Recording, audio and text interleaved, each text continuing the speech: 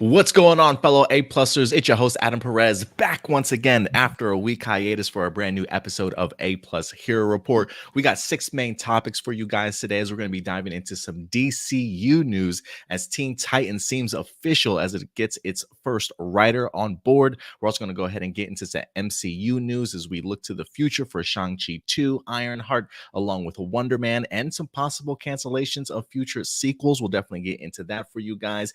We got some Scream 7 updates as well, and it looks like Star Wars Rogue Squadron is back, baby. Let's go ahead and get into it. We'll see you on the other side.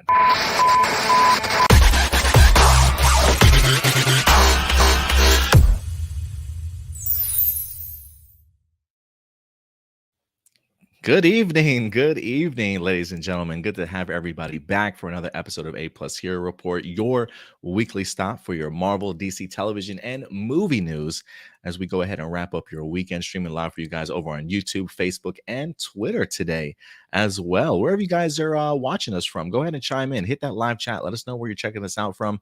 We want to go ahead and give you guys some shout outs and hit that like button too. Show your support today.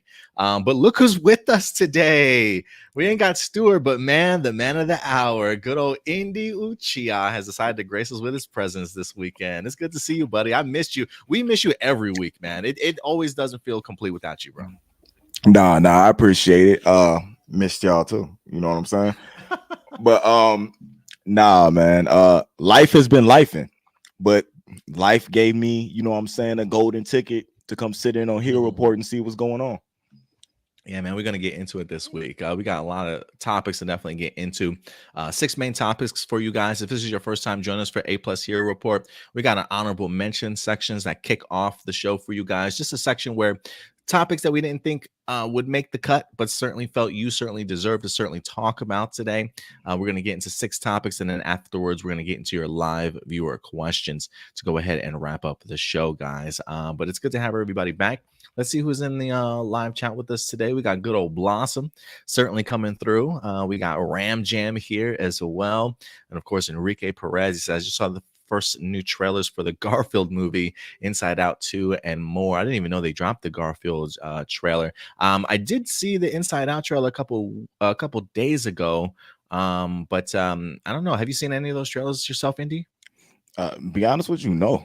I haven't seen anything. I've been so on Dune 2 and trying to watch Halo and the Power Ghost, you know what I'm saying, Power Book 2 Ghost cancellation news. You know, that's what's been in my radar as of late.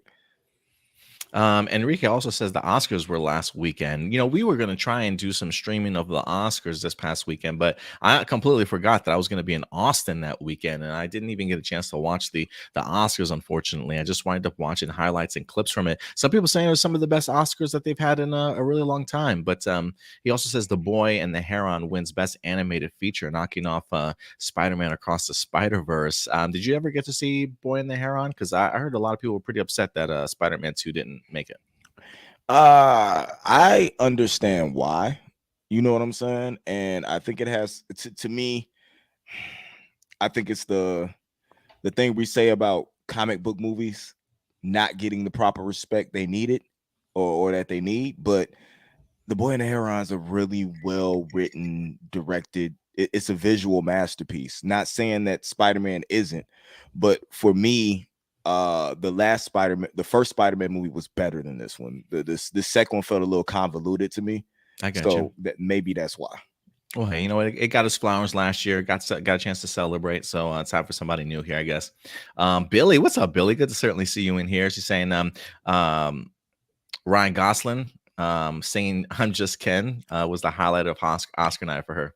So Billy wasn't into John Cena showing up nude. That might not have been on Billy's radar. I don't know, man. That was another highlight though, for sure. That was I kept seeing across social media. They even had like a behind the scenes on how they wind up pulling that off. Also, no pun intended, but yeah. But let's go ahead and dive into this, man. Guys, listen, if you're in that live chat, hit that like button, man. Repost, retweet. Let everybody know about Hero Report going live today. We definitely appreciate you guys' support each and every week. But let's go ahead and get into our first segment.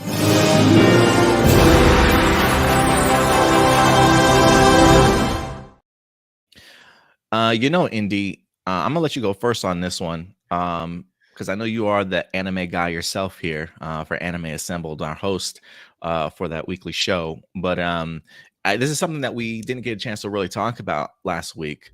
But we had an incredible, unfortunate passing of the Dragon Ball and a ton of other franchises creator in Akira Toriyama wind up passing. What was it? It wasn't probably like last week and a half ago or so. March It's been March March 8th, 1st. March March 1st. 1st. Okay, so it's been a while now, but we haven't really had the opportunity to talk about it. So I thought this would be a great opportunity for us to really dive in a little bit. I'm sure he's touched both of our lives, and consider how much you do watch anime, all the content that you've probably seen that he's created. Any thoughts, man? Any thoughts on it? Toriyama Sensei was somebody who I believed if people took his ideas on what their work was supposed to do, we'd be a lot better off with as far as like the entertainment value of things go. Because his one of his things throughout his career was he didn't care if his work made any money. If his work was world renowned, he didn't want nothing but it to be entertaining to his viewers and his readers. And he said that he wasn't even interested in anime, to be totally honest with you. That's something that just eventually happened. You know what I'm saying? He was a manga writer through and through. And I do believe, like he stated once, 2013, the role of my manga is to be a work of entertainment through and through. Amazing man, born in 1955. And that's it's crazy because he studied like technology and engineering. You know what I'm saying? And it's not something that you think somebody who studied technology and engineering will go into this type of work, but he worked for an advertising company too, like after he graduated. And then after like a few years, he left his job and started drawing manga like at 23. Wonder Island was the first one that got published in 1978. I know it sounds like I know a lot, but like Toriyama Sensei is my dude. That's like he's the reason I watch anime. Dr. Slump was like from 80 to 84. It was, and Dragon Ball wasn't even supposed to be Dragon Ball. It was like a one-off that he had did. You know what I'm saying? And then he ended up publishing Dragon Ball in 1984, and then it was just a hit that sold like 260 million copies worldwide. And so think about that. If Dragon Ball started in 1984 and it didn't become popular in the States until around, you know what I'm saying, the late 90s, similar to the way Voltron and other things, you know what I'm saying, became popular. Think about him not even knowing that was going to be a hit. And then all of a sudden, boom, it's a worldwide hit. We all know Goku, Vegeta, Piccolo, you know what I'm saying, and all them characters. But we also don't know that the creators of Naruto and JJK and, you know, different stuff like that, Bleach, are directly inspired by the work of Toriyama Sensei in order for them to even do what they did. So without him creating what he created, we wouldn't have all this other great anime.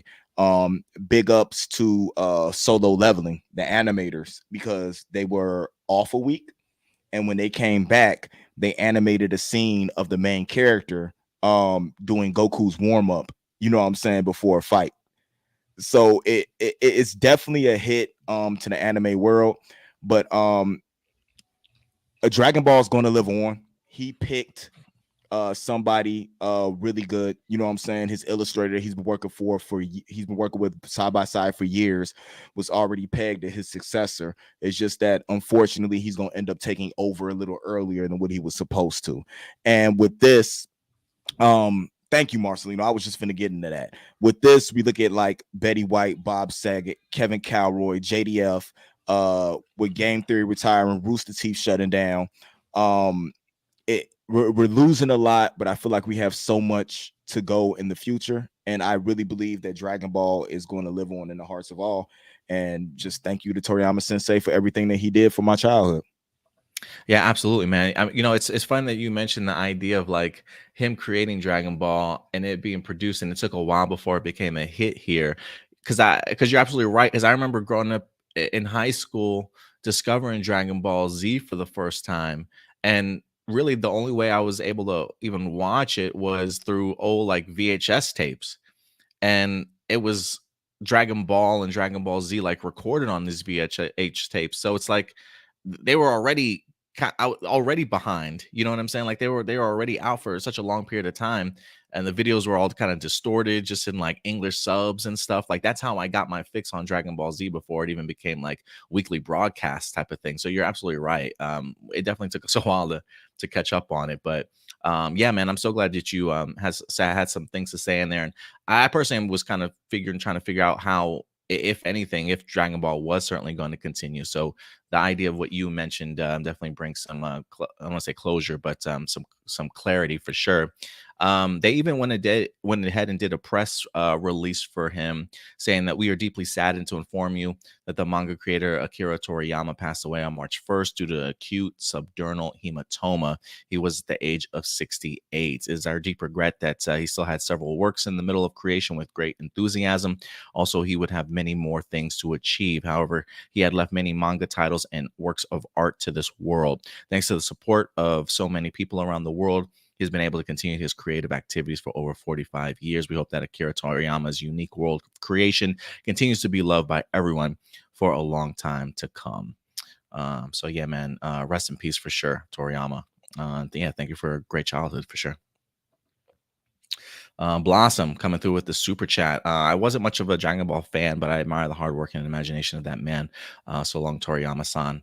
Absolutely. He kept surprising me, kept surprising all of us, I think, with all the incredible work that he used to do. You know, for me, I most notably known him for his Dragon Ball stuff, but Dragon anytime, Quest, Dr. yeah, I was about Slump. to say, like I do when I see certain artwork, I'm like, oh my goodness, I think I can't remember if did he do the artwork for Chrono Trigger? I can't remember if he did or not. Chrono Trigger was heavily inspired. Yeah, I definitely see it for sure. And then yeah, Dragon Quest definitely comes to mind also. So just shows the legacy that he certainly is going to be And leaving behind. and I think he was actually pegged to get a Lifetime Achievement Award at Anime Fest this year too. Oh wow. Right after he passed. Like he was supposed to get it before, but I think that I honestly, and this is not me trying to be, you know what I'm saying, a fanboy or nothing, but I really believe like now that Lifetime Achievement Award that they give out every year should be named after him. You know what I'm saying, for everything he done. And now, you know what I'm saying, the Akira Toriyama Award should be given out for those who have achieved amazing things in anime and manga, you know what I'm saying, through a lifetime of work. No, I totally agree with you there. I totally agree with you. Enrique, Dragon Ball 40th anniversary will be different without Toriyama after his passing, but his legacy will live on. Rest in peace. Definitely. But yeah, guys, feel free to let us know your thoughts on the passing of Akira Toriyama in the comment section box below, or any memories that you have from watching any of his works. So definitely go ahead and let us know. Any other honorable mentions that you might have had, India, or was that really what you want to talk about? Not for me, but they should look out for that Code A review, because after trying to watch this movie for a week, I actually sat down and watched it today. Nice. Okay. I kept falling asleep, and it's not because the movie's bad. It's just because I've been working 18 hours a day. So it's really hard to stay awake and try to watch a movie. No, I feel you. Definitely. But look for that.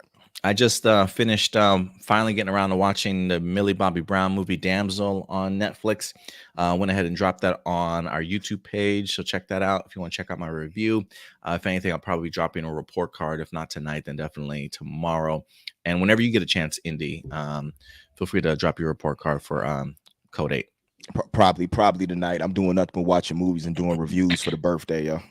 Nice. Yeah, happy early birthday. Tomorrow's your birthday. Yes, Mr. Birthday Boy. Thank you. Man, I should happy birthday to you. Happy birthday to you. Happy birthday to you. I wish I should have some fireworks or something. I should have had something ready for you. Yeah, a little like birthday jingle or something going up. Yeah, maybe I'll try and find something before the end of the show. Yeah, appreciate it. Let's see here. What other honorable mentions should we get into? Real quick, Jurassic World is back in the news. Universal Pictures has been trying to get this project off the ground very quickly here. They landed a director a couple of weeks ago, and they may be circling the wagon for trying to get Scarlett Johansson to be the lead. Apparently, there's talks that there was an offer put out. Hasn't been confirmed whether or not she accepted the offer, but there is talks that there was an offer given to her. I don't know. I don't want to say it feels weird, but I never thought I would see Scarlett Johansson in like a Jurassic World franchise movie. But there is a world that we live in where she may be. If Chris Pratt can be in a Jurassic World, movie. Scarlett Johansson could definitely be in a Jurassic World movie. The thing that I like here is I feel like going with her, and to me, no knock on Chris Pratt. She's 10 times the actor to me than Chris Pratt is. That's what I'm saying. Like, I just think like an actor of her caliber, I'm surprised. I don't want to say I am a little surprised. That's all. Nah, I feel like this would be the franchise she should have been given to lead along. You know what I'm saying? A long time ago, she should have had her own action franchise to lead, and they didn't give that to her. And I feel like this is going to be the thing that gives her what she was supposed to have so long ago. I get you. I get you. What else do we got? Superman set photos just dropped. We got our first look at the engineer this week. Let me go ahead and start pulling some of these up here. I'm going to be interested to see how cautious James Gunn is going to be with his filming of David Cornsweet as Superman, because I'm sure paparazzi and people are going to be everywhere trying to get pictures of him. But this is our very first look at the engineer that's going to be played by Maria Gabriela de Ferreira. She's going to be playing the engineer. There's a couple other photos here as well. I'm becoming more and more hyped. Now, for those of you who don't know, the engineer in the comics, I believe, is a part of the Authority. So this is going to be the first time that she really gets an opportunity to be on screen. Let me see if I can save another image of her also. What else do we have here? Another photo. Boom. Another great shot of her here also. Now, this isn't necessarily like a comic book accurate sort of costume of hers. She's actually a liquid metal character.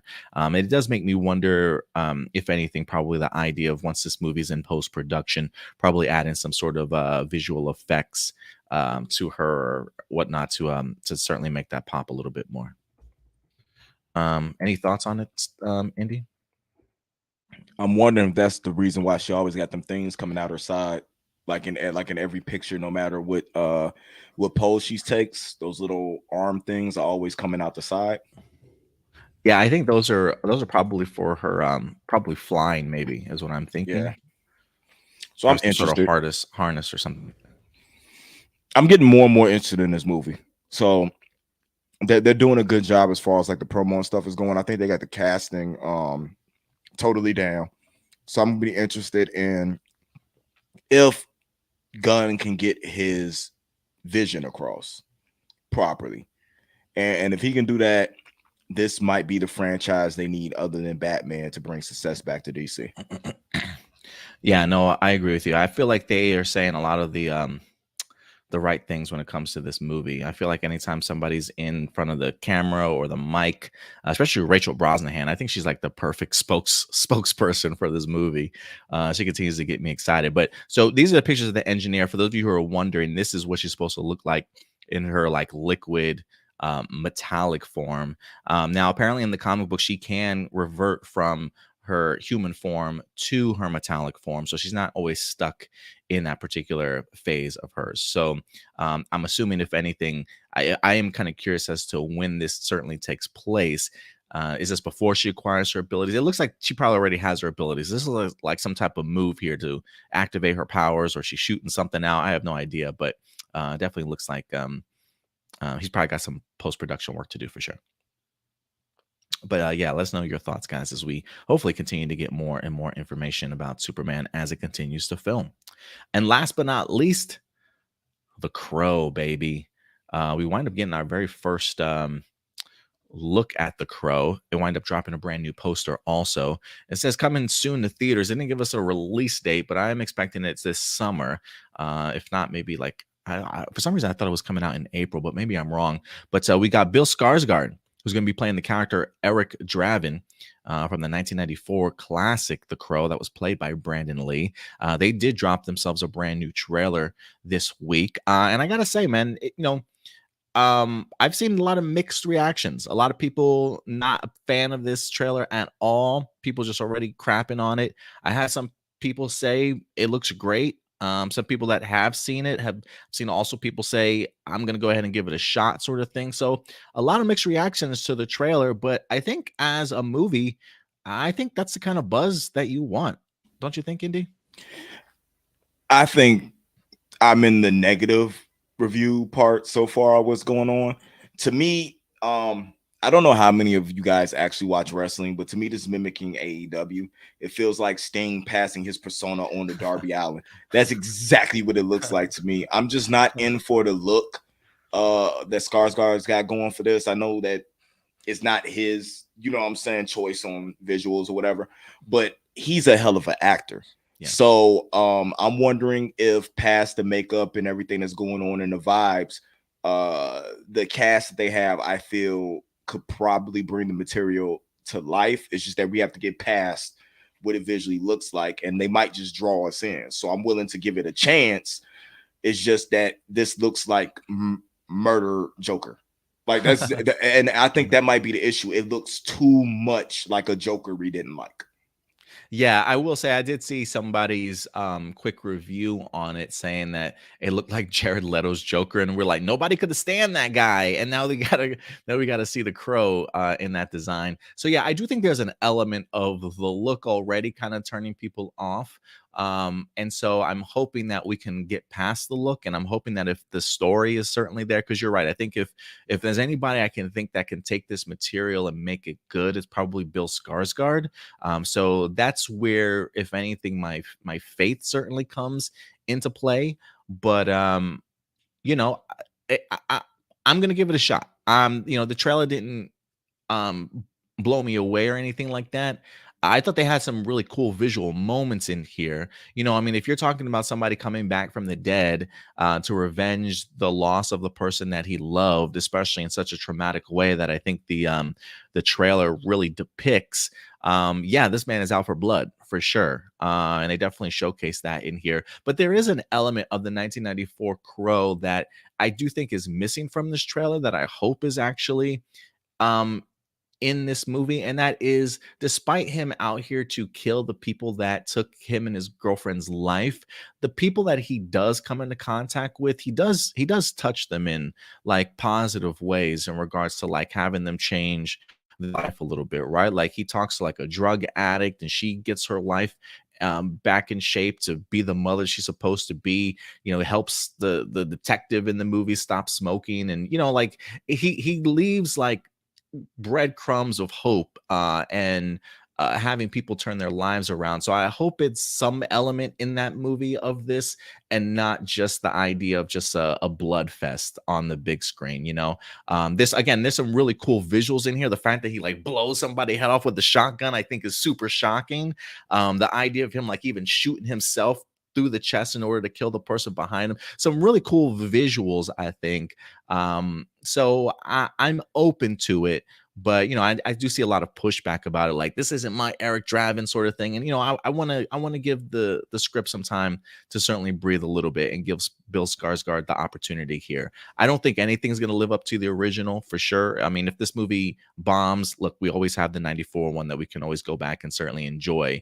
I never read the Crow comic books myself either, so I'm not outside of the movie. I don't know who Eric Draven is as a character. So those that are probably really steeped into the Crow lore probably have, definitely a much different opinion than mine. But from first impressions of a trailer, I'm open to it. I'm open to see what they have. But I would agree with you. The look, I much rather prefer the Brandon Lee look for sure. But look, we're in 2024 now, so we'll see how it goes. We can't always stick with that the X-Men meets the Matrix vibes and all the black leather type of thing. So we'll see how it goes, man. But I'm open to it. But yeah, a lot of mixed reactions for the Crow trailer. But let us know your thoughts, guys. Let's see here. And that, I think, will do it for our honorable mentions section. So not too bad, man. Not too bad. Did we highlight what everybody else was saying? Yeah, I think you brought up the Nathan Moore. He said he was cool with how it looked, but Marcelino says gained a lot of negative lately, with some people saying it looks like cosplay. I will say we did post it. If you guys aren't following us over on TikTok, we do have a TikTok at Hero Report. We post a ton of movie trailers. Every now and then you'll get some clips from our weekly show. Maybe some reviews here and there, sort of thing. But I think our Crow trailer that we posted is at like 17,000 views right now. It's getting a lot of interaction from people being very vocal. So if you want to see some additional comments that people are saying about this trailer, check us out at Hero Report on TikTok for sure. And Indy, I think with that out of the way, man, are you ready to go ahead and get into some main topics with me today? Bro, I've been down. Let's get with it. Let's do it. First off, wherever you're certainly watching us from, guys, we definitely appreciate it. Hit that like button, show some support, repost, share this video, guys. Let people know A Plus Hero Report is live tonight, wrapping up your weekend with some great news. And the first topic that we're going to get into, James Gunn's DCU. That's right, baby. Let's go ahead and get into it. As one of my favorite teams, aside from the Justice League, the Teen Titans, baby, are in the news. Look, they've been getting a lot of shine these days in the DC comics. Now that in the comics, for those of you who don't know, the Justice League have in fact disbanded, and the Titans are now sort of the team of the DC comics, as Nightwing is in fact their leader as usual, really leading the entirety of the DC universe these days. So they definitely have been getting their shine. Now we have seen a DC Titans live action before in the form of a television series, but now we are officially going to be getting a movie. And we wind up getting some news this week that they have officially landed a writer, and that writer is Anna Nogueira. And if that name sounds familiar, it certainly should, because she is in fact tapped to go ahead and already write Supergirl, Woman of Tomorrow. So I think that's big news that she's getting that opportunity. But let's go ahead and actually break this down and read this announcement. This actually comes to us from the Hollywood Reporter. Teen Titans live action movie a go at DC Studios. I wonder if they said a go to play off of Teen Titans Go. You think so, Indy? Very, very much so. That's exactly why they did it. This is an exclusive report from them. It says it's go time for the Teen Titans, the DC heroes, which began as teenage sidekicks of their famous and iconic counterparts, are getting their own live action feature from James Gunn and Peter Safran. Now, look, I do follow James Gunn over on Threads.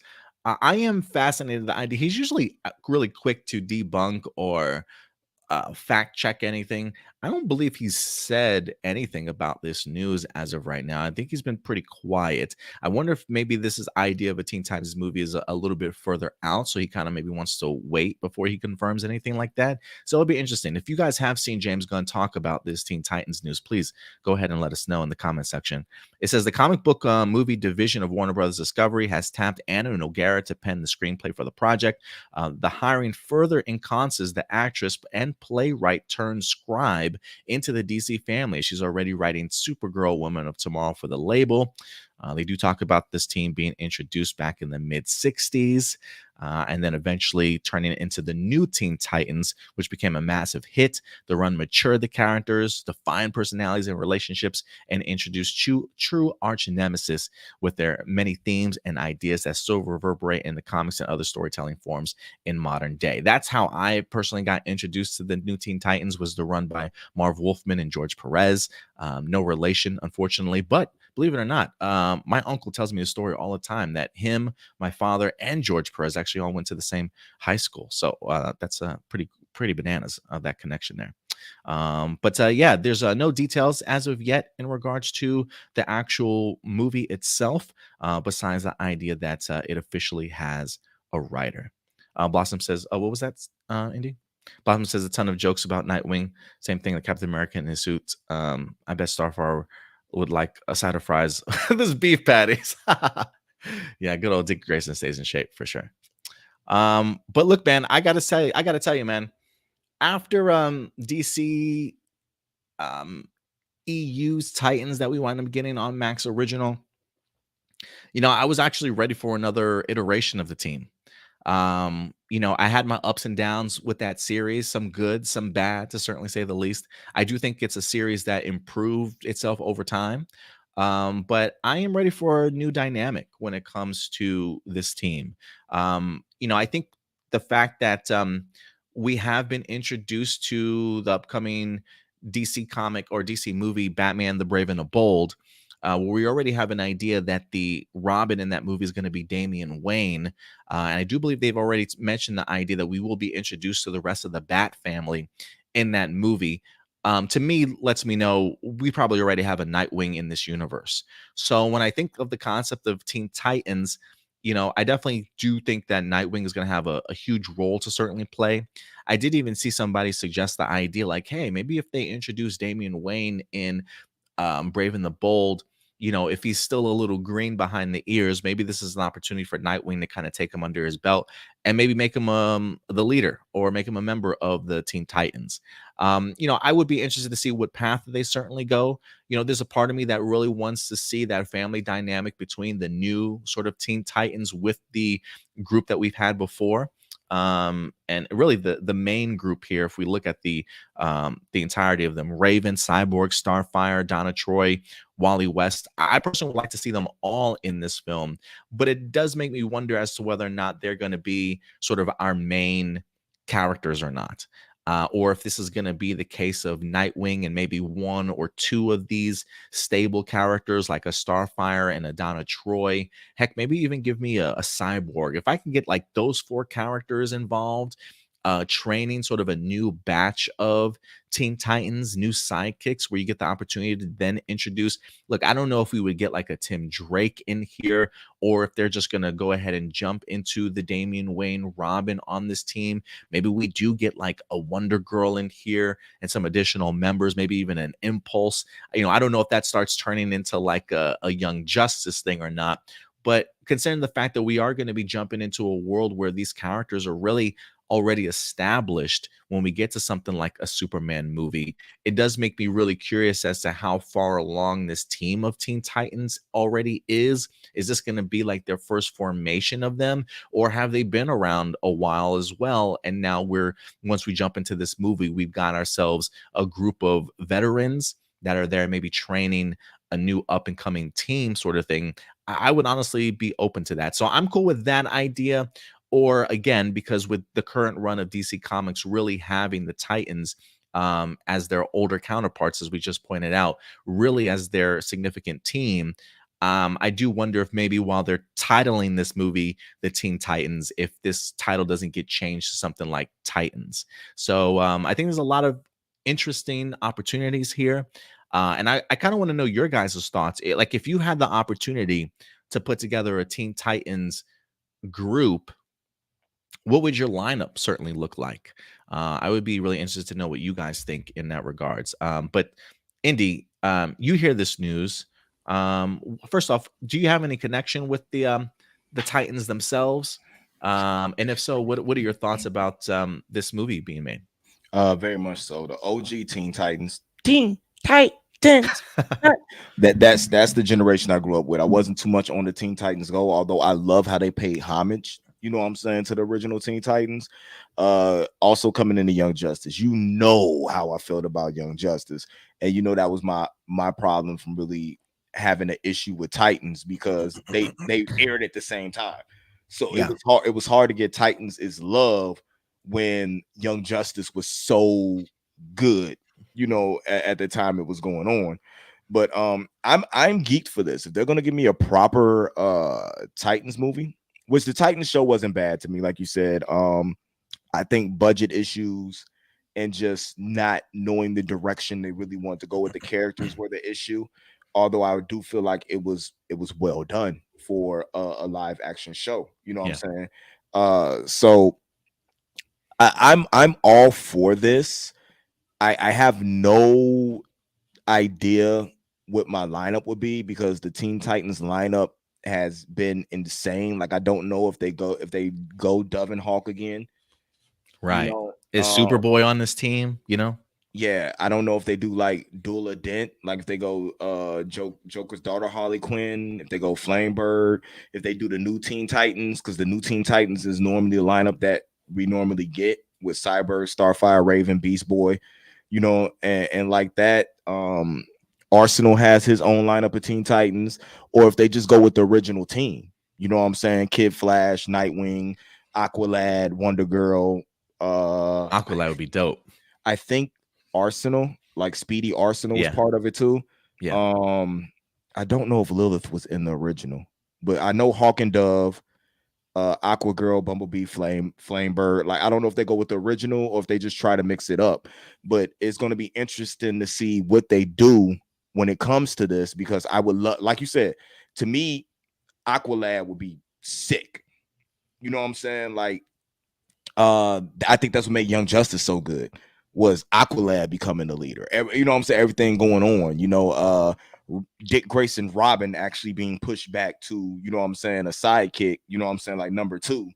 And then him later, you know what I'm saying, becoming the number 1 after he learns how to go on. I would want to know who the villain. Marcelino and me are thinking way alike, because like when I'm getting ready to say something, he pops it up with the comment like, who's gonna be the villain? I'm with him. I'm like, Deathstroke. You know what I'm saying? I'm done with Trigon. Like, I'm cool with that. Give me that believable villain. Deathstroke was an amazing villain, you know what I'm saying, for the Teen Titans throughout the history of the Teen Titans, no matter which form we got put on screen for us. Or Slade, not Slade, but I can't remember the villain that was that Slade? Who was the villain in Teen Titans that that Robin had so much trouble with? I'm drawing a blank right now. I do see his comment on the Fearsome Five, which I would personally really be a big fan of. I used to love the villain Simon on that. Oh yeah. I would love to see how they would handle something like that, honestly. Yeah, I just can't remember. I'm watch when I type this in and see who it is. I'm gonna be upset with myself for not remembering. I will say, you know, outside of the lineup, I am fascinated if this continues to hold true. I am fascinated the idea of Anna Nogueira continuing to write this. If anything, I think the fact that she's being tapped to then write this movie too makes me think to myself, man, at the end of the day, that Supergirl script must be something rather incredible. Does that give me any confidence for Woman of Tomorrow? I don't know. Does it?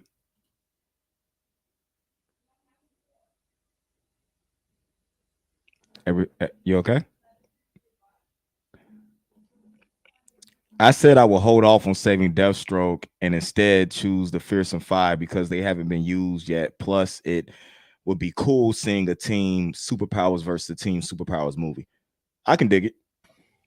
I can definitely dig that. Although I wouldn't mind seeing a Red X or a Rose Wilson. Yeah, like a Ravenger, that'd be dope. Yeah. They had so many villains. I mean, from Brother Blood to Deathstroke, Mammoth, Gizmo, Madam Rogue, the Brotherhood of Evil, just to say the least. Blackfire, Terra, Mad Mod, the Terra would be dope too. Yeah, the Deathstroke version of Slade. Like you said, Simon will be incredible. I would love Simon. Yeah. Hive, Ding Dog Daddy, Plasmus, Trigon, Jinx, Cheshire, Dr. Light, The Brain, Red X, General Immortus. I forgot about him, and Rose Wilson. Cheshire would be cool too, especially if you have somebody like a Speedy or Arsenal involved. Yeah, that is going to be insane to me. But I don't know where to go with this. I don't know if you go with a team of villains against them, or if you go with just one big bad that later brings in a team of villains. You know what I'm saying? There's a part of me that while I wouldn't mind Damian Wayne being involved in here, I kind of do want to see a Tim Drake. We briefly got ourselves a Tim Drake at the end of the DCU Titans television series run. I wouldn't mind the opportunity of seeing Tim Drake maybe as a Red Robin in here, but I'm be really fascinated to see how far along in a lot of their careers they definitely are. So I've been seeing a ton of great fan casting so far when it comes to Teen Titans. Also, I seen somebody put Amber Thunderherd from the Prey movie as Raven. I thought that was a pretty legit fan casting too. I seen a ton of them. A lot of international stars for Raven, especially. Keep Sydney Sweeney away from my Titans. I don't even know who she would even play, man. But yeah, there's a lot of potential here.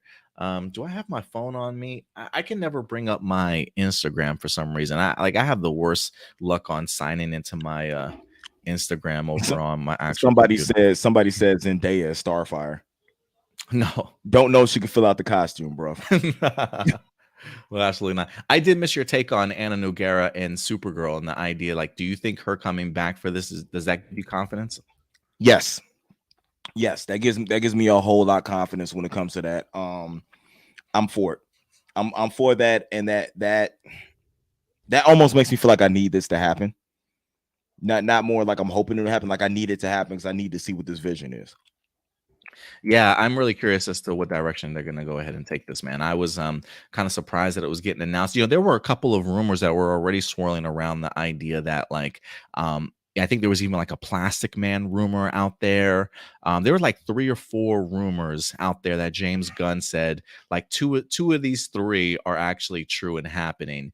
And the Teen Titans was definitely on that list. So the fact that we now have a writer attached to it just adds even more validation for me. But I think this is great news. I definitely expect James Gunn to, I think even David Zaslav himself from Warner Bros. Discovery said that we will be getting more announcements later on this year, probably coming up pretty soon about the future of not only chapter 1, but maybe even a sneak peek into chapter 2 for the DCU. So I will be interested to see exactly where this Titans movie lands. And we'll definitely have to go from there. But yeah, guys, let us know your levels of excitement. What did the DC Titans certainly mean to you? Have you always been a big fan? Is there a lineup that you certainly have in mind? Let us know your guys' thoughts in the comment section box below. Yeah, I can't bring up this damn Instagram, so I'm going to go ahead and read this off. I even heard somebody put, oh, God, what was his name? From Power Rangers Ninja Steel. I think it was like Nico. I can't remember. The guy played the Yellow Ranger in there. Somebody was suggesting him to be Wally West as the as the Flash also. Let me see if I can pull this up. Give me one moment here, Indy, because Johnny sent me. Oh, he even suggested Ariana Greenblatt as Raven, and she's been getting a lot of jobs lately. She was in the Barbie movie. She just played Ahsoka in the Star Wars, the young Ahsoka in the Star Wars series, and she's going to be in Borderlands as Tina, I believe.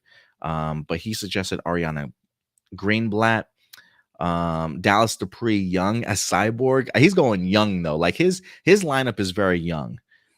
He's going like Teen Titans Go probably type of lineup. He's got the kid from Avatar that played the I'm terrible with their names. The Waterbender's brother.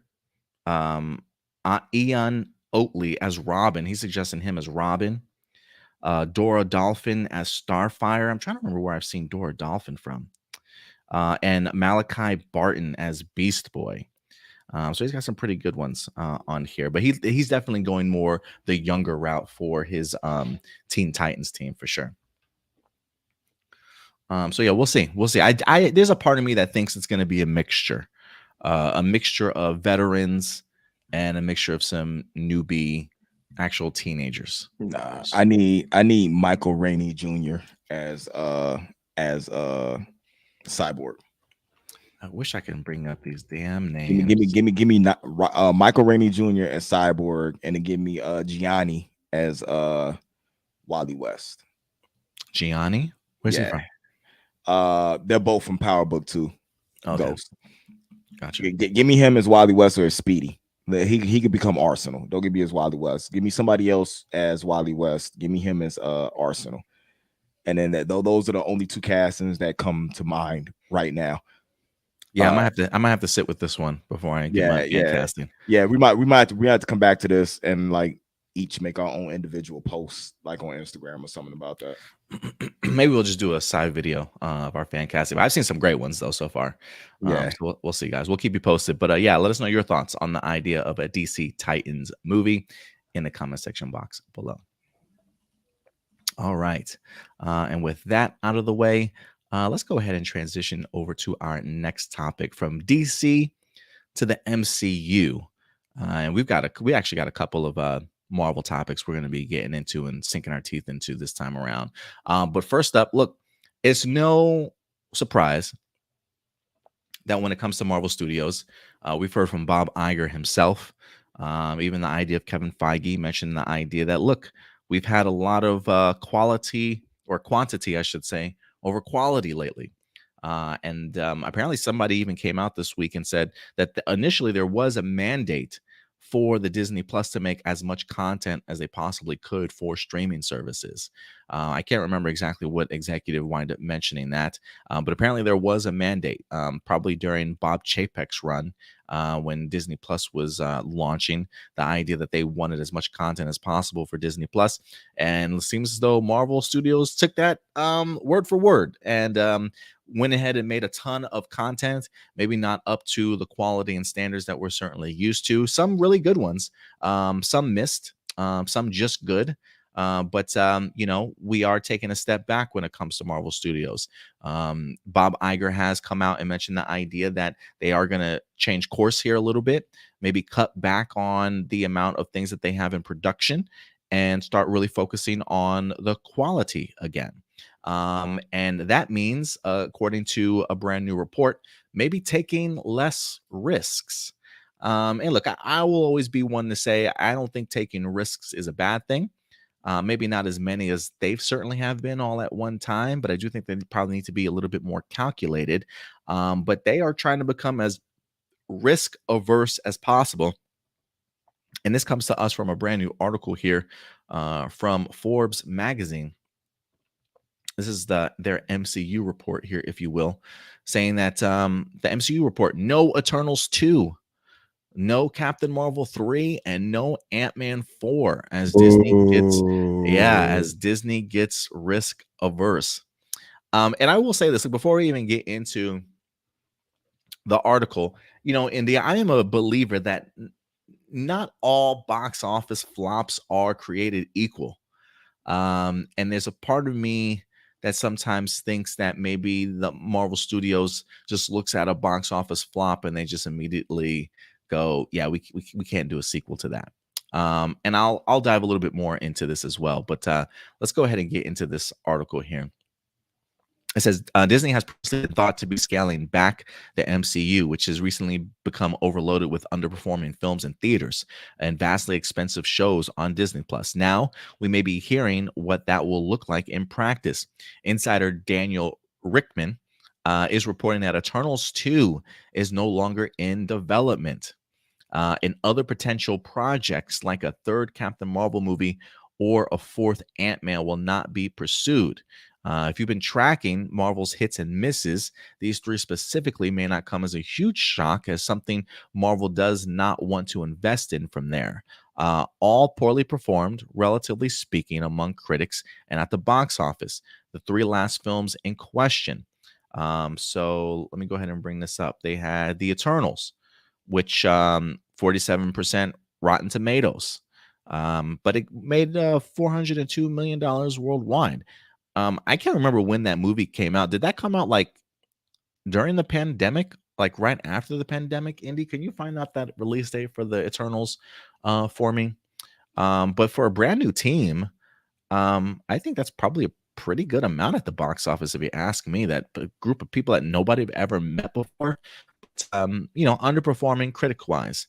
Then you have something like Ant-Man. November 5th, 2021. So that was like right after the pandemic lifted. So that's probably still the idea of trying to get people back into theaters.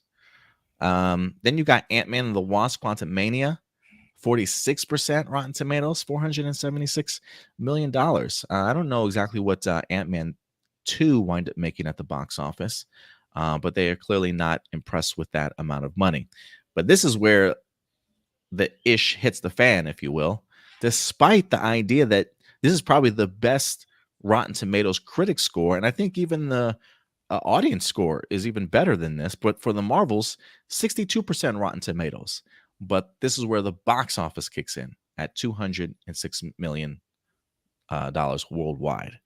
It says they even say, I think the Marvels was probably the movie alarm bell that set it all off, while the $200 million Secret Invasion was probably the show alarm instead. They say, as much as I think both Eternals and the Marvels were underrated, given their performance, I can understand why sequels would not be pursued. However, I don't think it's wise for Marvel to just ditch Brie Larson's Captain Marvel, and Iman Vellani's Kamala Khan should be given more to do, not less, given how great she is in the role. As for Ant-Man and the Wasp, they could possibly show up in the Avengers, but Eternals is probably going to have to remain on a what could have been situation, and would not expect to see them again.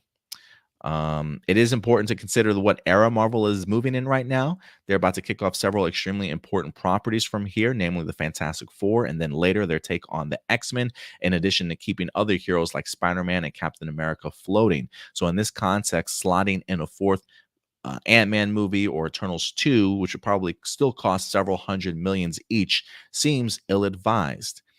We've seen this in some contexts when it comes to Disney Plus, but perhaps not the same lengths yet. She-Hulk does not appear to be getting a second season. Tatiana Maslany, who plays She-Hulk, said they blew their budget on the pricey effects. Loki appears to be over. There will certainly not be a Secret Invasion season 2. And Disney still has a few questionable shows coming up, like Agatha and things like that, along with the upcoming Daredevil revival. So a lot of moving pieces when it comes to the MCU as of right now. So how do you feel about the idea of them not maybe possibly going through with Eternals 2, Captain Marvel 3, and Ant-Man 4, becoming really risk averse and kind of, Bob Iger has mentioned the idea that we really want to rely more on franchises that we've kind of established and revisiting some of those characters that we know are sort of big wins for us, and maybe taking sort of less risks. And maybe this is something that he's kind of referring to here. But when you hear this report, what comes to mind for you? What comes to mind is one of my favorite lines out the movie House Party. And I'm not going to say it, but you guys can guess. I smell. It sounds like Bob Iger is scared to take chances because none of the properties that he's talking about were actually bad movies. I just think they were promoted improperly or put out at wrong times. And he expected them just to run off of the hype of Endgame and different things, you know what I'm saying, that were going on instead of building them into their own type of hype. I don't know about you. I feel like the second Captain Marvel movie was a very well put together movie, especially with them showcasing Imani, you know what I'm saying, as Miss Marvel.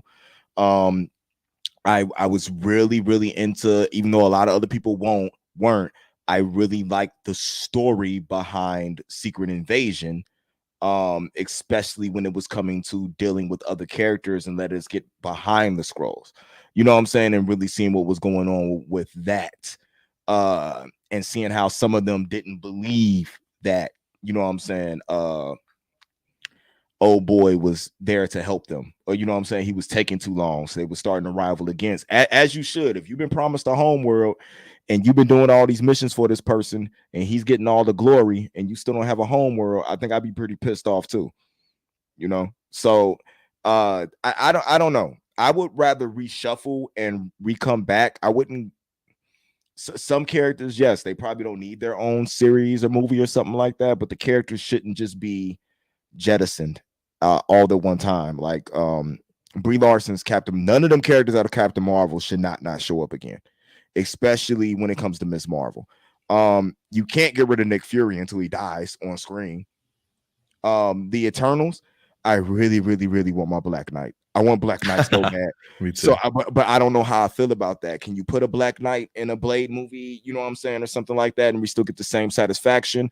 It was so much going on in Eternals that led to mutants and different stuff like that is trapped inside the lore. Are they just going to let go, or are they just going to let that lore just live like it is and just reference back to it, you know what I'm saying, in newer movies? That's what I want to see what's going on. What if Eternals took place in the world that Spectrum showed up in at the end of Captain Marvel, and it didn't happen in the mainline MCU? You know what I'm saying? Like I want to see what's going on. I want to see that connection and everything that's going on. So don't just jettison it, but still keep the foundation that you built and reference those characters and bring those characters in later. I could care less if I get another Eternals movie, but I do want to see these characters who have been in this MCU for this many years, as far as storyline go, do pop up every once in a while. Yeah, I would agree in certain regards to that. I do think I would agree with you in the sense that, like, even if they're not going to have a lot of these sequels, I do hope that these characters come back. Like for me, Ant-Man 3, look, Homeboy's already got his trilogy. I don't need an Ant-Man 4 movie. If Ant-Man or anybody, these characters are going to come back, let them come back in an Avengers movie and a Young Avengers movie. I'm perfectly cool with that. The Eternals, look, I know some people really enjoyed that movie. For me, I didn't mind it. It's not something I'm writing home about or like I need to watch on a regular basis, sort of thing, and kind of go back to it. But I enjoyed it for certainly what it was. But I do know some people that would really love an Eternals too. But it did leave a lot of questions, right? I mean, we got Harry Styles coming through, a Star Fox. No, is that ever going to be addressed, sort of thing? The Black Knight thing, like you mentioned, I would not be opposed to the idea of him popping up in a Blade movie. It's some sort of cameo, whatever the case may be, considering the fact that um, we do hear Blade's voice in the background for the end of the Eternals. So, and then of course, like half the Eternals got whisked away, if I'm not mistaken, at the end of that movie too. So, like, where are they? I do think that this is probably going to be, while we may not necessarily get a sequel, maybe something like Secret Wars or the next Avengers film. You kind of wrap up those loose threads that you've had. I would agree with you though, in the sense of the Marvels feels like the oddball in this. And it feels like an oddball because, look, the first Captain Marvel movie made $1 billion. Nobody expected that movie to make $1 billion, but it made $1 billion. And it has its own huge following, to say the least. So the drop off of $1 billion to 200 million dollars, I think, is something that Disney certainly has to study, because we also have to remember when this movie was released. It was in the middle of the actors and writer strike, right? I think they literally had like 4 or 5 days to actually promote this movie after the strike actually ended. And for people that, Stuart, Indy, sometimes we joke around, Indy, about the idea of like, you don't need to promote this movie. You don't even need a trailer for this movie. Just drop it, right? People know these characters. No, like movies live and survive off of promotion and marketing and getting your stars out to do press runs and go on these late night TV shows and get in front of cameras and mics. We just talked about the idea of Rachel Brosnahan highlighting Superman and how she's an amazing spokesperson. Every time she talks on that mic, people get excited for the movie. We didn't get any of that for something like a Marvel's film until like the last couple of weeks. So people didn't even know the Marvels was even coming out, unfortunately. And so for me, I do think, like I mentioned before, not all box office flops are created equal. I think you have to kind of look at the time period in which they're certainly been released and whatnot. Again, I think you also have the idea of two brand new characters that have been added to this movie, and Teyana Paris as Monica Rambeau, along with Aman Vellani as Kamala Khan, that maybe the general audiences certainly were not that familiar with. But again, I think if you have good marketing and a good press run, you can really promote these characters and really get people excited to kind of come out. And the Marvels, I do think, something Bob Iger should look at is the performance that it's been doing over on Disney Plus. Now that it is available for people to watch, it's gotten some really great reception. People have been watching it. I think it's probably one of the most viewed movies out there since its release on streaming, and it's been doing some fantastic numbers. So, and again, you look at the Marvels, out of the 3 films that they talked about, has had the best sort of critic rating and audience rating for any of these movies. And so I do think that there is a positive momentum behind it. And the idea that this first movie just made $1 billion and you're not going to look at the sequel making $200 million like, I wonder what's wrong with that. It's not the idea that Brie Larson is the main lead. It's not the idea that Kamala Khan is in this movie, or that it's 3 females leading a film. I think a lot of it is, one, I will agree with you, while it's not necessarily A tier when it comes to MCU movies, it is an enjoyable film. I consider it like a popcorn flick, just something you can sit down, throw on, have some good laughs, enjoy, and be done with it, sort of thing, and still walk away thinking, you know what, that's a pretty fun movie. And I don't think anything's absolutely wrong with that. And so I do think that Bob Iger should certainly take a look at the idea of like, look, I certainly think that there is a place for a Captain Marvel 3. And I really just don't want to see Brie Larson leave, because I do think that she certainly has her following as Captain Marvel. You know, she doesn't really like talking about it, it feels like, when she's getting in front of the press. I think she's very aware that her words carry weight, and almost anything that she says is going to be kind of pushed back against her. So I do think that she's become more and more non-vocal about playing her role as Captain Marvel, and wants to say hush hush until she probably knows where her next steps are certainly going to be. But I think you keep her around. I wouldn't mind her getting, if not her own movie for a trilogy, finishing that off. I definitely am pretty confident we'll see her again in future Avenger films. But Aman Vellani, I think anybody that sees Aman Vellani as Kamala Khan knows that she's going to be a star. If you've seen her in any interviews, she's extremely knowledgeable about not only Marvel Comics, but the MCU, probably teaching half the cast members on set about their characters more than they probably actually know. And I do think there's a ton of potential. The Marvels really sets her up for being a future leader in something like a Young Avengers or a future team sort of thing. So I do think that, look, you probably could go a different route with them and place them in like Avenger films without having a Captain Marvel 3. But I do think the timing of the Marvels is really what brought those numbers down. Not to say that the Marvels would have made $1 billion, because again, the script was certainly weak in a lot of areas, but it was still certainly a fun movie. So I do think that there was a lot of meat left on the bone financially had this movie had the opportunity to be promoted properly. And I think that's something that Disney certainly should reconsider. So I hope we get ourselves a third one. I do think there's a lot of great content they can certainly sink their teeth into if they wanted to make it a trio thing, if they just wanted to make it more Brie Larson and, you know, Aman Vellani sort of focused. But I see potential there for them. So we'll see, man. We'll see. But they definitely are making some significant changes over in the MCU right now. What are some of the guys saying in the people saying in the comments? Marcelino says, what about Falcon and the Winter Soldier, Moon Knight? Their DVDs covers were labeled season 1. That's true. They are actually doing physical copies of these MCU series. I might have to go ahead and pick them up.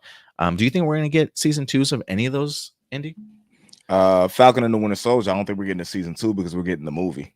We're getting a new Captain America movie, because I think that was just the bridge in between what you saw in Endgame and what's going to happen with the future of Captain America. Moon Knight, I would hope so, because season 1 of Moon Knight was so good. Like, I think season 1 of Moonlight was one of the highlights of that year, because I think we had some down stuff. I think there was some stuff that was catching some flack, and then Moon Knight dropped, and everybody was like, "Oh, okay." You know what I'm saying? Marvel's still alive. So I would like to see that, as I would love to see some more Werewolf at Night. Werewolf by Night. Yeah. I would love to see them dive into that. I've heard some rumors about the idea that they may be eventually trying to build up to like a Midnight Suns sort of film. Maybe if they could introduce finally somebody like a Blade in its own movie, maybe they would use that as like a launching point for Midnight Suns. But yeah, Werewolf by Night, I honestly think the holiday sort of presentations that they've been doing, those special presentations, have been really great sort of one-offs. I think they've knocked them both out of the park, Werewolf by Night and the Guardians of the Galaxy holiday special.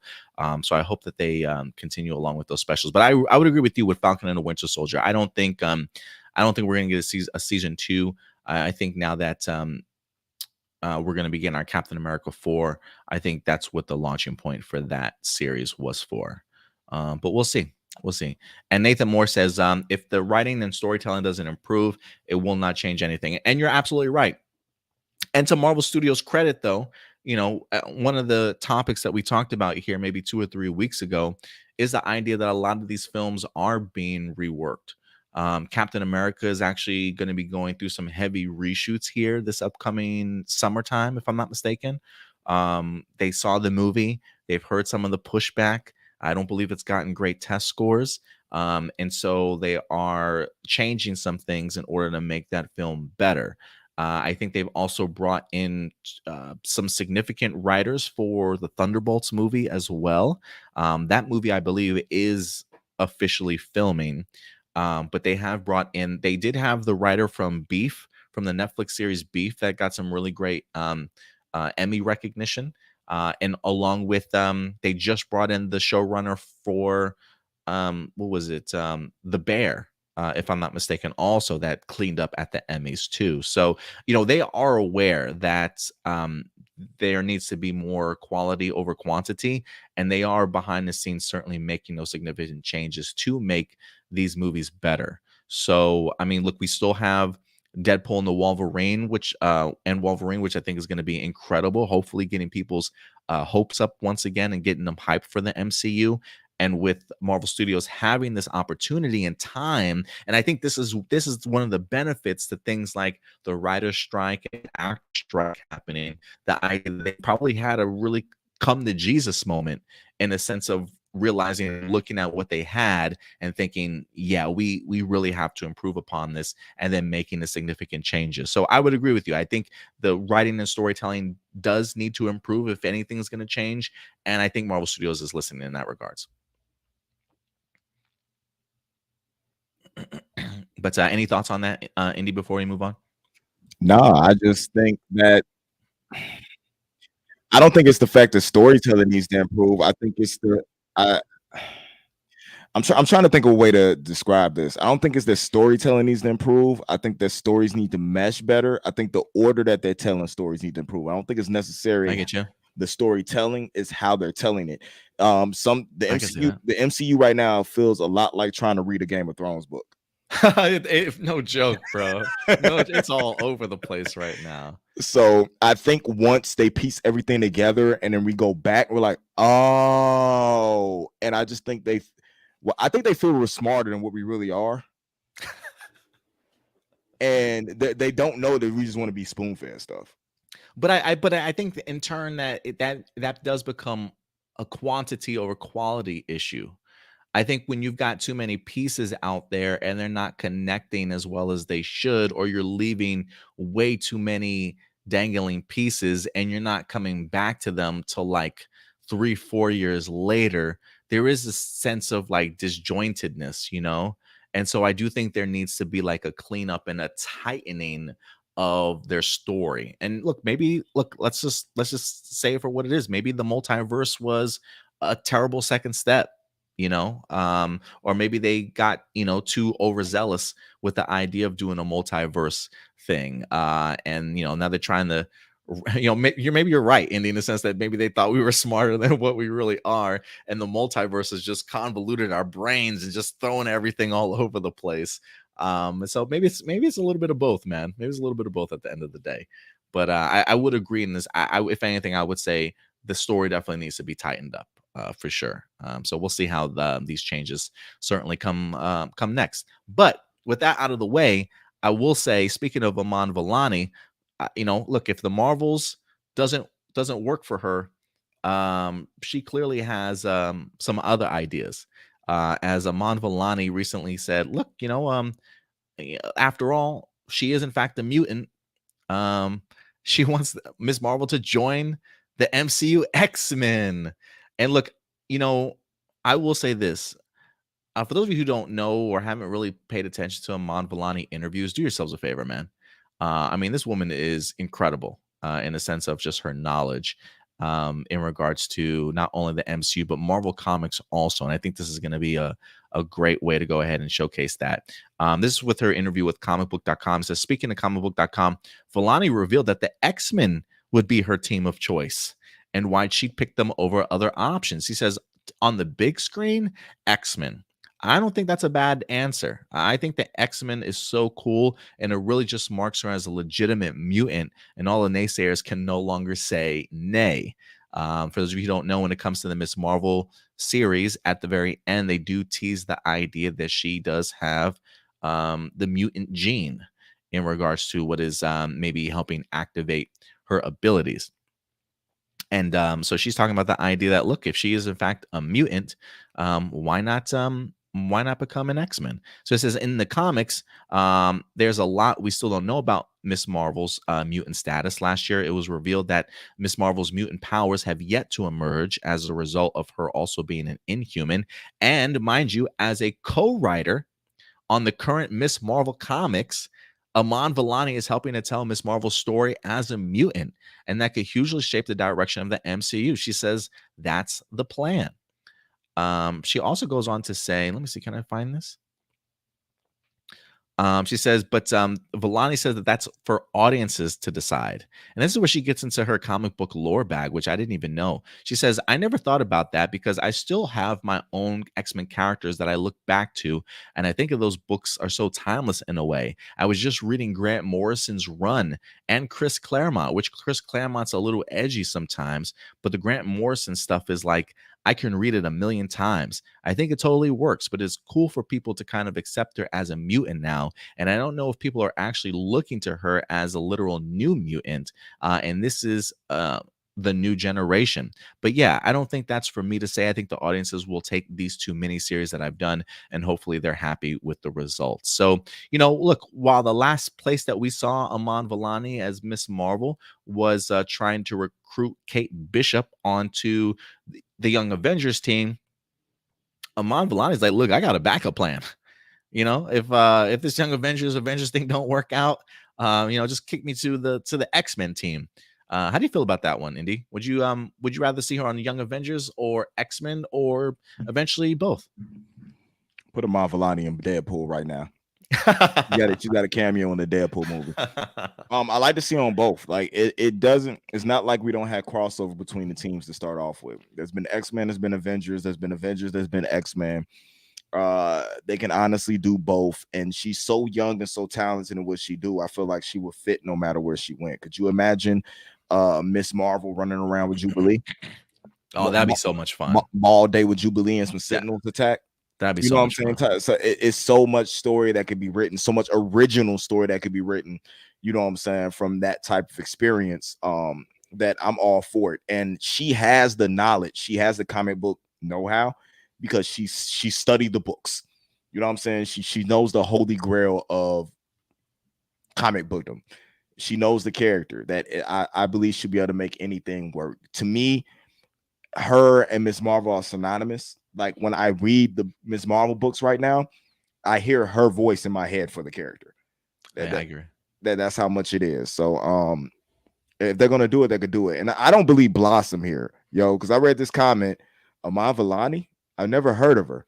I mean, if you probably don't know her by her real name, but you've probably seen her. If you've ever seen the Miss Marvel series, if you've watched the Marvels, she is Kamala Khan, Miss Marvel. That's who Aman Vellani is. This is just her real actor name.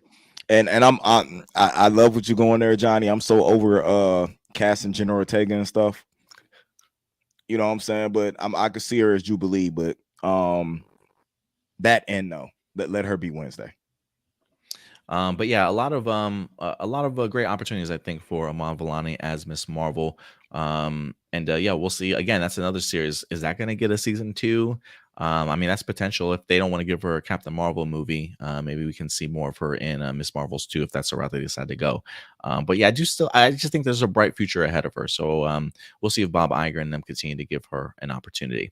But let us know your guys' thoughts in the comment section box below about the potentials of Disney becoming more risk averse, not doing some of these sequels, or any of these sequels, ones that you certainly would like to see. Can you understand why they wouldn't want to go that route? Are you pushing back against it?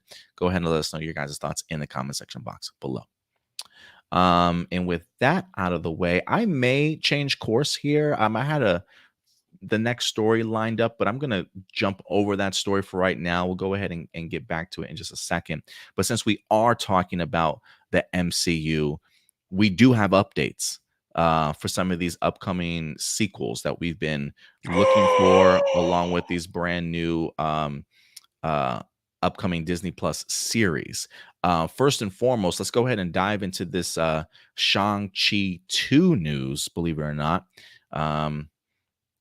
Johnny says, I still hope for a Young Avengers TV series or a movie. Yeah, I think that's definitely the direction they're going to go. Shang-Chi 2 is back in the news.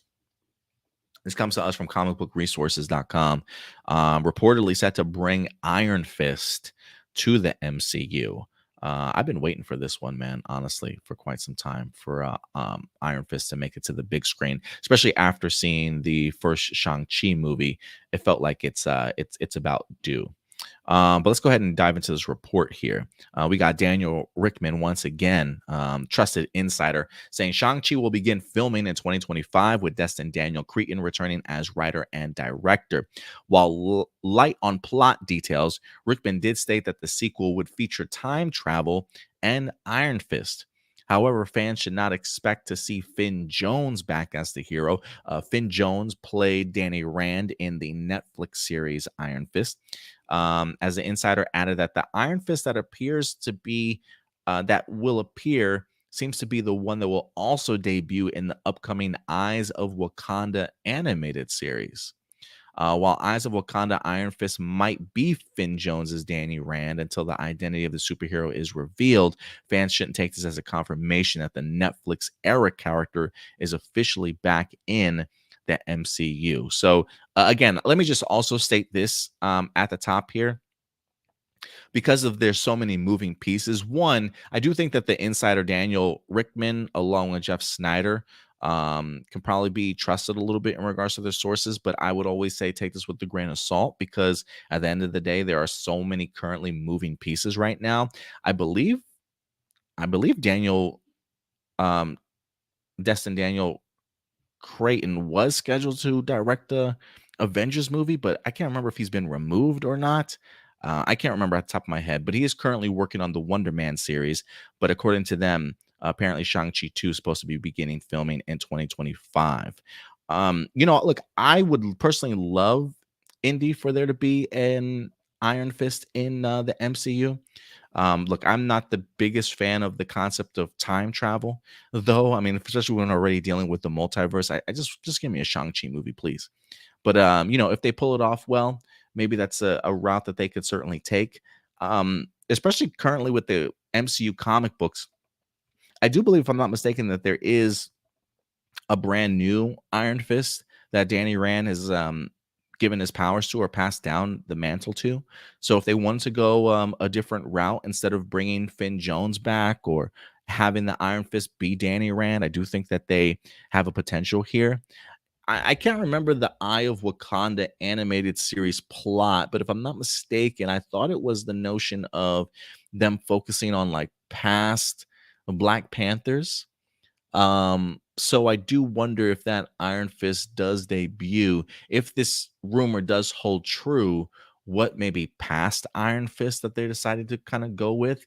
I mean, maybe they can still utilize this younger character from the classic, from the current comic book run. But I also want to tap into something that you might love, Indy, because I know you were a big fan of Iron Fist season 2, at least over the first season. And look, we do have Charlie Cox back as Say it. Say it. as Daredevil. We do have John Bernthal coming back as the Punisher.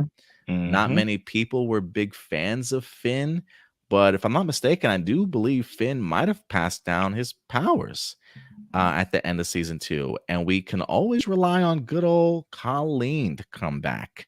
Jessica Henwick has been doing big things since her run on this. She was just recently in, I think I saw her in the Matrix Revolutions, I think. Yeah. And then she was also in the most recent Ryan Johnson film. Damn, why am I blanking on this movie with the detective? God damn, why am I blanking on this movie? I love this movie. Anyway, Jessica Henwick, I would absolutely love to see her back in the MCU. And she has mentioned the idea that the reason why she has not really accepted or even done any auditions for the MCU is because she wants to return back as Colleen. She would love to reprise this role. And so if there is an opportunity for an Iron Fist in current day MCU, I think Colleen's gonna get my vote. I think Colleen's gonna get my vote, Indy. How are you feeling about that though? I'm with it 100%, and she should go ahead and get her knives out, like what I did there, in order. Yes, that's what the movie was. Knives Out too. Yes, thank you. So Yeah, yeah, why don't you correct me, man? I don't know. I thought you were gonna get it, so I just I left thought it I was gonna alone. get it too. I thought I was gonna get it too, Then I man. was just gonna keep with the pun. You know what I'm saying? To make sure that she sticks the contract into the table and that she gets that role, because she was left as the last Iron Fist. Finn had passed that down while he was going on a search for himself and everything. And she was the one glue when it came to that series. She was the constant, you know what I'm saying, in that series that was never bad. She was always good. That's why when she got the powers passed down to her, everybody was happy, because she should have had the powers originally to start off with. So I'd be all for her showing up in the Wakanda series and then reprising the role, you know what I'm saying, in the movie. I would be all for it, especially in Shang-Chi. I would love to see her throw down. She has the experience.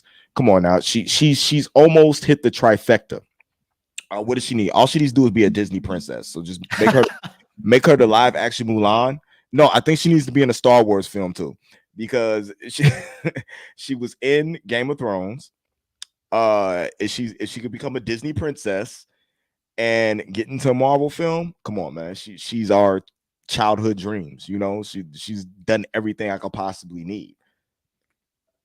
I'm down for this, man. I hope that's the route that they go. Again, if the rumor does hold true that this Iron Fist is going to show up in Eye of Wakanda, again, that does kind of maybe throw a wrinkle into our plans. But again, we don't even know what that story is really going to be unfolding into.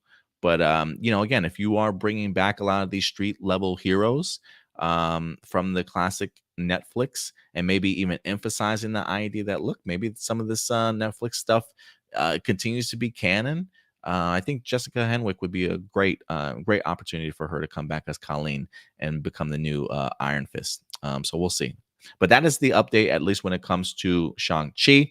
Now, one of the other films that a lot of people have been asking about, because of the fact that it's been a minute since it's actually been filmed, is in fact the other films, such as, or I should say, the other upcoming series, Ironheart, along with Wonder Man. I believe Ironheart like wrapped filming a while ago, if I'm not mistaken, and Wonder Man, I believe, is currently filming. But we do have a brand new report for both of them that might give us some insight into, are we ever going to see any of these series? But this comes to us from the website agentsoffandom.com, as they have an exclusive report as they interviewed Marvel Studios executive Brad Winderbaum. Says they will still be released. So they're not going to be hitting the cutting room floor and thrown out like David Zaslav likes to do. These movies will be seeing certainly the light of day. He goes on to say, did I just skip it? Here you go. An exclusive interview for X-Men 97 with Agents of Fandom. Head of streaming, television, and animation Brad Winderbaum gave an exciting update. He confirmed that both Ironheart and Wonder Man are currently in the editing process following the initial production. He did not confirm, though, whether the show would debut, when either show would debut on Disney Plus. He says, yeah, absolutely. We're editing both of those shows as we speak. They're spectacular, they're amazing, and they're different. We're able to explore corners of the universe that are really exciting. Riri Williams is one of them, and I cannot wait for people to see Simon Williams. It does also say that in January, Dominique Thorne, the star, said that filming had concluded. So that was back in January when she stated that, and that fans are in for an epic journey. And I do believe, if I'm not mistaken, that says Wonder Man seems to be an even more precarious spot, with Yahya Abdul-Mateen II introducing an entirely new MCU character. The show has spent much of the last couple of years shooting in Los Angeles, but fans always seem to worry about its release. But worry no more, because these series are in fact happening. I couldn't be more excited, man. At least for Wonder Man. While I was a fan of Wakanda Forever, I'm actually a really big fan of Wakanda Forever. I didn't necessarily care so much for the Riri Williams stuff. I don't know if it was just the suit itself or whatever the case may be. There are aspects to it of her series I'm fascinated in, especially since it has Anthony Ramos in it as the Hood. The concept of technology versus magic is an interesting one. And I think Anthony Ramos has been on the roll. The last thing I saw him in was Transformers Rise of the Beast, and I really enjoyed him in that movie too. So I think him opposite Dominique Thorne could be something really interesting. And I don't really know what they're doing with Wonder Man, but Wonder Man has always been one of my like B level, C level Avenger like characters that I've always had a fascination with, especially when it comes to like just the love triangle between him, Vision, and Scarlet Witch. And so, they clearly, I'm pretty sure the Wonder Man series is not going to be focusing on that, as I believe he's like a stuntman or he's an actor, I believe, in Los Angeles. So I don't know if this is going to be like a satire playing up the role of him being an actor in Hollywood. I really have no idea, but I'm fascinated with him with that series, and I'm a big fan of Yahya Abdul Mateen. So yeah, we'll see how they both go, but I'm glad to hear that they have not been thrown away. Marcelino says, if it were up to me, I wouldn't make an Ironheart series, but instead have her be folded into the Young Avengers movie to compensate for the abundance of projects. I can understand that. If anything, since it's already filmed, I hope it doesn't get canceled like Batgirl. I don't believe it's probably going to get canceled, but I would agree with you in the sense that I don't know if we needed a series originally, but I think they're so far along into the project already that it's almost one of those things where it's like, well, it's if it's made, so we'll see how that goes. But what do you think, Indy? Any thoughts on these? I don't know about the Wonder Man because I'm not interested in the Wonder Man, but they put so much into what's happening with Riri Williams that I feel like if the show's done, put it out to see what goes on. Like you, I'm interested in technology versus magic. And I feel like maybe in the series they were holding an updated version of the suit for the series that Yes. was more to what we're used to. Yes. And maybe they would include the AI, you know what I'm saying, with that and what goes on. I was really hoping that Tony Stark came back, you know what I'm saying, in some way, shape, or form. And maybe even include a Spider-Man maybe dropping off the AI, you know what I'm saying, without nobody knowing who he is type thing, you know what I'm saying, to help her out. Maybe well, I don't know, man. I just really want to see that Riri Williams because I feel like when you take as much time as you did to put that into what's going on, and you bring somebody like that into a show like that Wakanda movie, you know what I'm saying, that Black Panther 2 movie, that you owe that character enough to at least show what happened with that character. We know what happened with every other character in that movie. Let us see what happened with Riri Williams. Yeah, we'll definitely have to see how that winds up kind of coming together. I wouldn't mind the idea of a Tony Stark AI.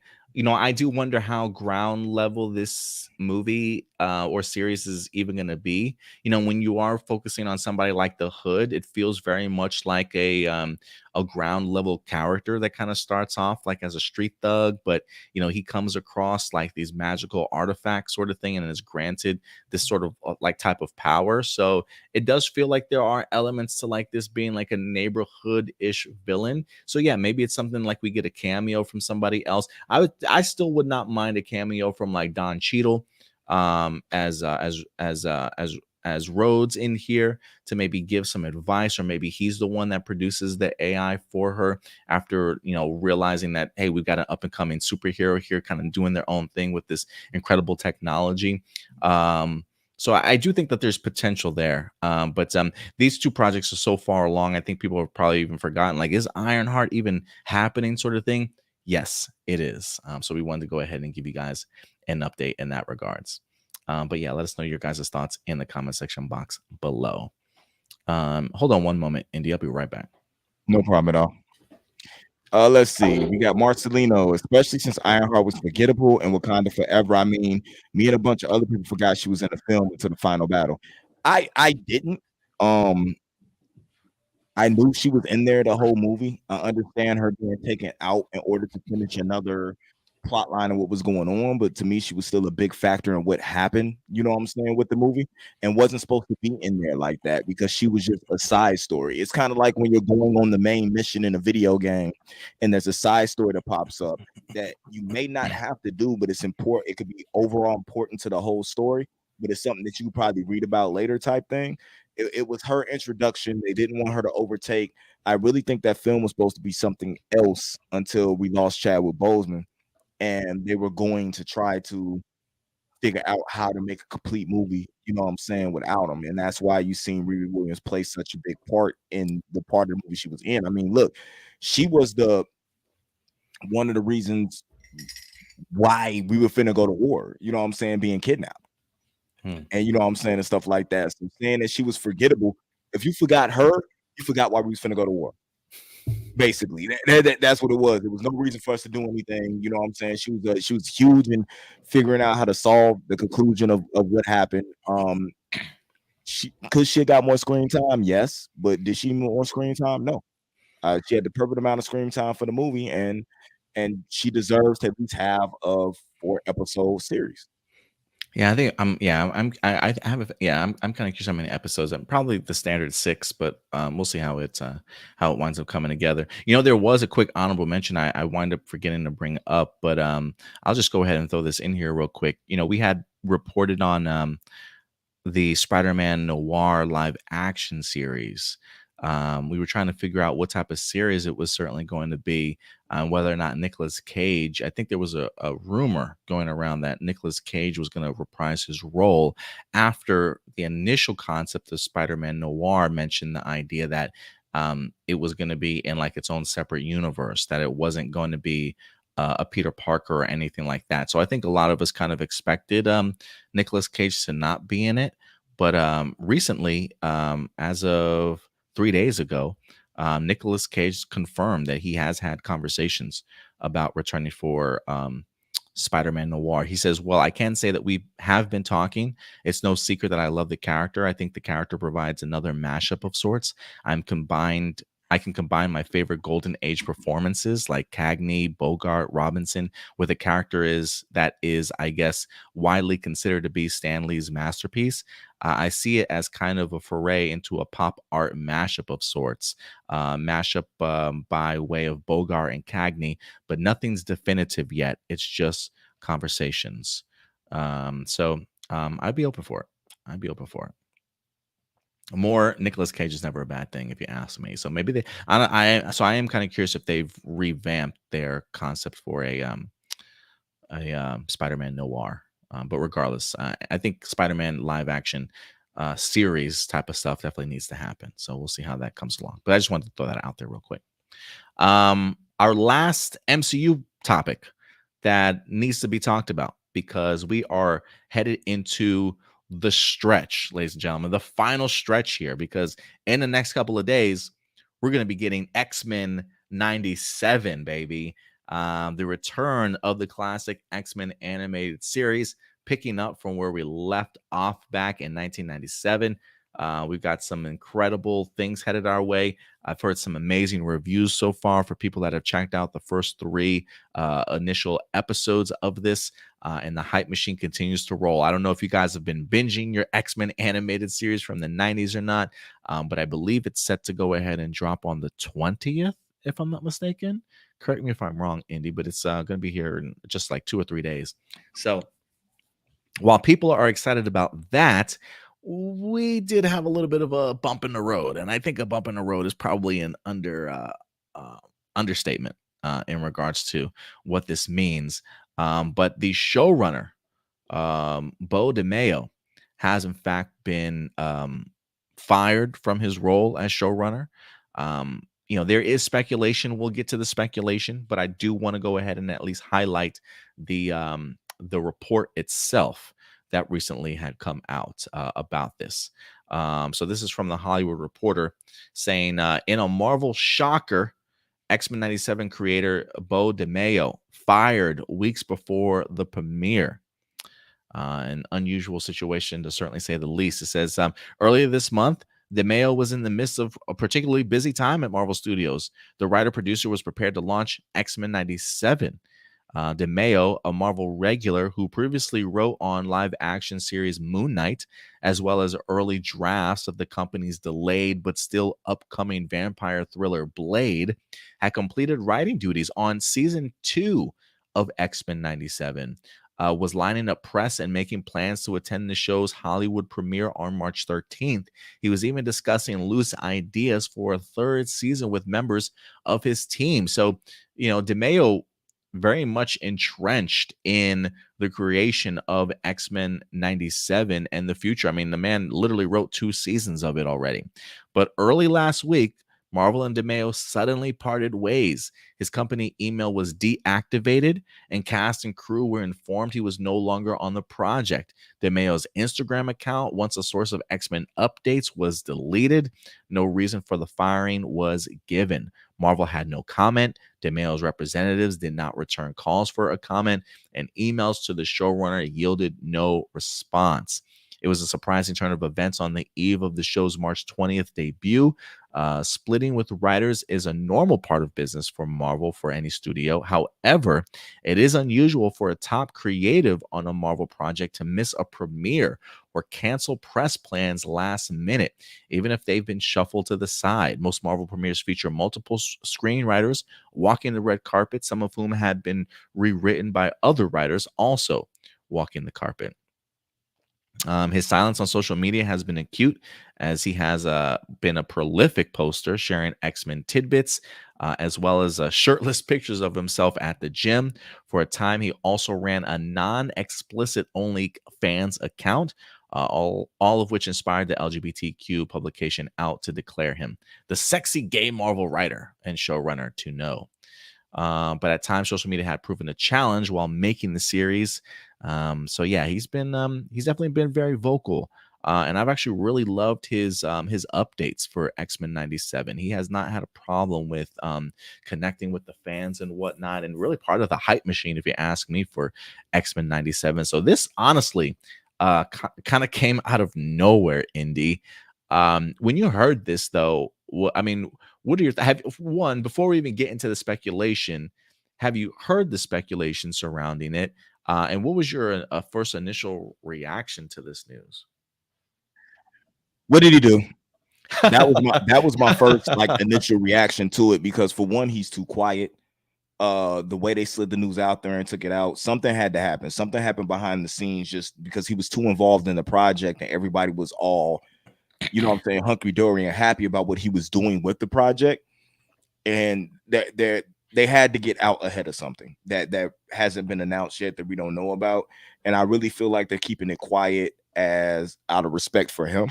And that's one of the reasons why he's staying quiet. So it's just, I'm wondering I don't need to wonder. They got out ahead of something that was big.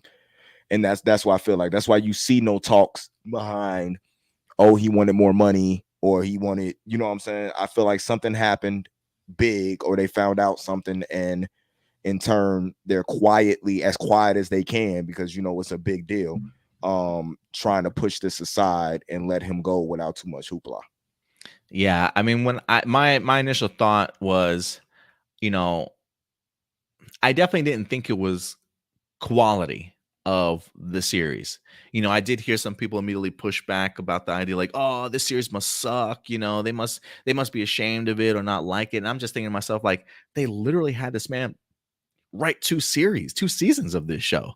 Like, if they didn't like this man's content or what he was creating, they would have let his ass go after season 1. But no, they wanted him to come back for a second season, and he wrote a second season, and now he's talking about the idea of a third. So I the first thing that came to my mind was, this can't be about the quality of the series. And I went to the same mindset of you did, like, what happened? Like, did he do something? Did he get caught? Like, my mind just went to like the most negative places in the world. Like, for some reason, my head just goes to like Jonathan Major flashbacks, right? And I'm just like, because of the shocker that certainly was kind of coming out of nowhere for us. And I'm just thinking to myself, like, man, did Beau DeMayo get himself into something he shouldn't have been getting into? Like, what is going on right now? Because the idea of not having somebody at a premiere, him deleting all his stuff, was definitely not like that. Just screams not quality, but something happened. Something he either did something, or like you said, Marvel discovered something, or whatever the case may be. That's where my mindset certainly what went to, and I had no idea what was going on. But there is speculation going on out there in regards to what the possibilities certainly can be. And again, we want to say this is just speculation. Marvel has not come out and confirmed this. DeMayo himself has not come out and said his words as of yet. So please take this certainly with a grain of salt. I'm sure eventually DeMayo will come out and say something, maybe shortly after the release of X-Men. But let's go ahead and kind of talk about it, or at least bring this up here. This is from Fandom Wire. I usually don't go to them for any source of news, but they had the only link or bit of information I can find in regards to what the insider, I believe it was Jeff Snyder, had to say. But according to them, the quote was, "He was an absolute nightmare to deal with. DeMayo's only fan exploration wasn't the reason behind his sudden firing, according to an insider." So let me go ahead and bring this up here. While one of the reasons behind his unexpected dismissal cited by Snyder was allegedly his OnlyFans handle, further details have emerged. According to recent scoops by the insider Jeff Snyder, an insider has given him further reasons behind his sudden change of plans, including allegations of DeMayo being an absolute nightmare to deal with.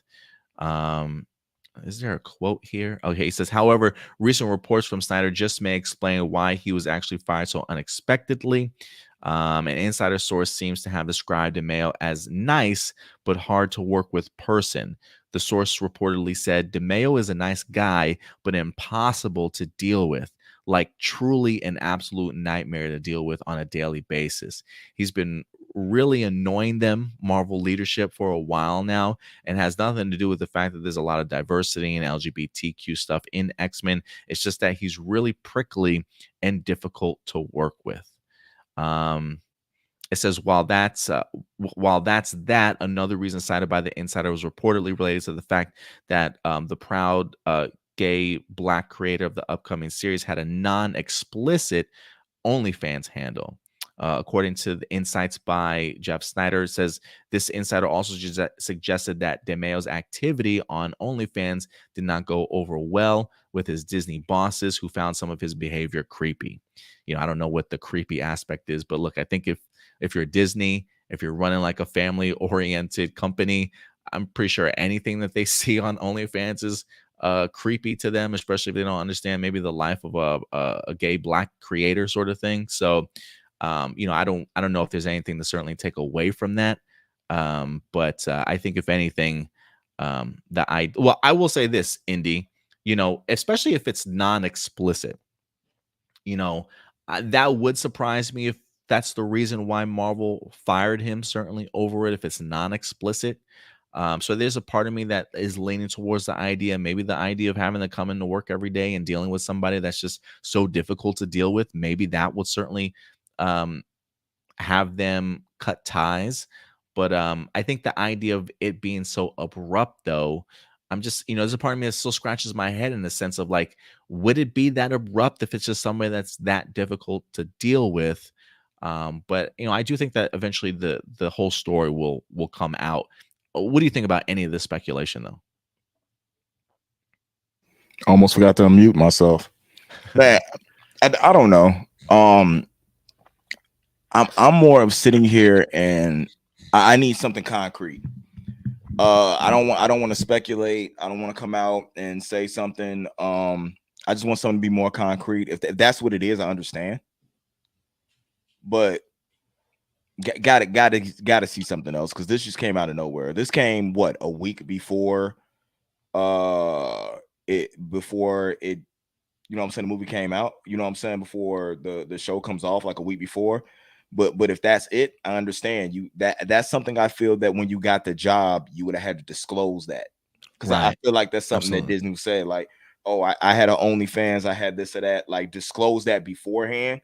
So that's something that they know. If it's something that they just end up finding out on their own, And I think they did, because I'm going to put this up real quick. Nathan that say he had his OnlyFans before he got the job, so Disney knew about that unless something changed. I also heard the word difficult being brought up also. Some of the things that I have read before have also mentioned the idea that Disney was aware of him having an OnlyFans account. And again, the idea, the emphasis on it being non-explicit, there's one of the reasons why I'm like, I don't think that's the reason, unless Disney is just so like in that mindset of like family oriented, the idea of like, hey, if there's any mention of like an OnlyFans, we just can't have that. But the idea of like, I would think that, especially if it's just an OnlyFans, which I really don't think that's the reason behind it. I don't necessarily think the quick eruption of completely removing somebody from a premiere would account to that, right? Like I would think that you would at least ask him, hey, can you take it down? Can you remove it if it's something that makes Disney uncomfortable with, which, I wouldn't see why DeMayo certainly wouldn't mind doing that sort of thing if it means certainly keeping his job. But so like that's just one of the things, like I just can't imagine the idea of them parting ways over something as minuscule as a non-explicit OnlyFans account. So I'm very much leaning towards the idea. Again, this is all speculation, but I am very much leaning towards the idea of like it's got to be something else, or this concept like he brought up, the idea of him just being a real nightmare to kind of work with. Yeah, I don't know. It just seems like even being a nightmare to work with, you're not letting that man work on 2.5 more seasons. You know what I'm saying? Type deal, and be Right. that difficult. He'd have been gone after season 1. You know Right. what I'm Like, saying? Type thing. So I especially if he's honestly think making it's great enough. content, especially if he's making great content for you too, right? Like Yeah. and he's bringing in fans and he's bringing in viewership sort of thing. It is one of those things where like, well, maybe that's something that we would kind of overlook and bite our tongue and just deal with if he's doing great stuff for us. So, yeah, I don't know. Any of these seem like kind of weak reasons to just be like, you know what? Sorry, we don't want you on the red carpet for the premiere. You know what I'm saying? Yeah, we'll see what happens, man. We will see what happens, but I'm looking forward to the news coming out. I'm just hoping it's not BS. I'm hoping it wasn't something that wasn't like a fireable offense. You know, I'm just something we look at like, what do you get fired for that for? Yeah. Worse has been done at Disney. You know what I'm saying? Type thing. Maybe this is their way of setting a certain staple. You know what I'm saying? Kind of like Like a standard going kind of forward. like in the NFL when a quarterback gets benched because he's not following, you know what I'm saying, the playbook or something like that. Like they're setting a staple moving forward on how we're going to handle these situations to get people in line. Maybe they've been dealing with a lot of difficult people, and then he just ended up being the person who was going to get made an example of.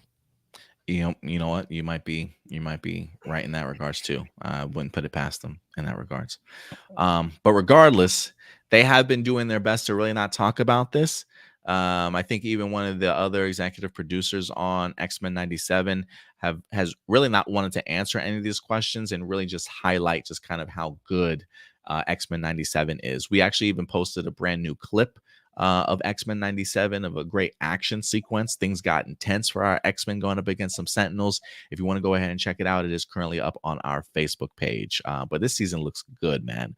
My boy Cyclops looks like he's finally going to be getting himself the true leadership role and the recognition that he certainly deserves. But I can't wait to see what they've done with this series, man. Are you pumped for X-Men 97 in general? Oh, you muted. I keep looking down, and I keep muting myself because I'm eating jelly beans, and I don't want like people to hear me smacking all in their ear. But no, I'm looking forward to this.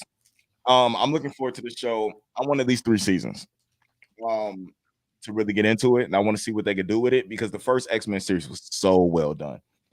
From the Phoenix Saga to you remember when the Morlocks when Storm took Yeah. over the Morlock, like it was, Yeah, and then Morlocks was badass. just the taking real world events and writing them, you know what I'm saying, into a cartoon, but then explaining it in such a way that kids understand what's really going on. I mean, it was so dope. So like, bro, I can't wait. I can't wait. I hate if it's week by week. I didn't look to see if it was or not. I need you to drop the whole series at once so I can watch it all at one time. I do think we get like a 2-episode premiere, maybe a 3-episode. It might be a 2-episode premiere. I can't remember. But then I do think, unfortunately, it is week to week. So sorry. Follow me on Instagram, guys. You're gonna see me wild out. after them episodes. Like, you're gonna see me go bananas. I'm gonna nitpick. I'm gonna go through everything when it comes to them 2 episodes. I honestly do wish that I had I honestly do wish that I had done a rewatch. I wish I had binged the animated series once again. Maybe I can get in a couple episodes once again before the premiere itself. But March 20th, guys, X-Men 97. The hype seems pretty real. Go ahead and check it out, man. It should be pretty good. All right. Next topic. We're gonna get off of the MCU and comic book sort of train and get into a little bit more movie news here. This time in regards to the Scream franchise. Scream is back in the news. We have had 2 notable departures, most recently from the Scream franchise. After Scream 6 wind up happening, people weren't quite sure whether or not Neve Campbell was going to come back. I believe they underpriced her for Scream 6, so she certainly didn't return. But the movie certainly did well without her. But now that we've had the 2 major departures, one being Jenna Ortega as well, a lot of questions about a Scream 7. Was this franchise going to be completely rebooted? Are they going to go ahead and continue the story in some way or capacity? Well, it looks like they're going to keep this train rolling, guys, because Neve Campbell this week did come out and confirm she will be in Scream 7. This comes to us from Deadline.com. Saying Neve Campbell says she's back for the new Scream movie, and Kevin Williamson is in fact set to direct. There is an update to the article here. It says Neve Campbell said Tuesday that she will return as Sidney Prescott for the next film in the Scream franchise. In an Instagram post today, Campbell said she's been asked back and is happy to return to the pick, which for now is only known as Scream 7 and will be directed by the original Scream writer Kevin Williamson from a script penned by Guy Busick. She did signal recently as January that she wouldn't rule out returning to the role for the right price. She says, I've always had such a blast and an honor to get to play Sidney in Scream movies. My appreciation for these films and for what they have meant to me has never waned. I'm very happy and proud to say I've been asked in the most respectful way to bring Sidney back to the screen, and I couldn't be more thrilled. And then she goes showcasing the script as well for the next Scream installment. Campbell added that she had dreamt for years for making the Scream movie with Williamson at the helm, his first time directing in the franchise. He takes over from Christopher Landon, who exited the project in late 2023.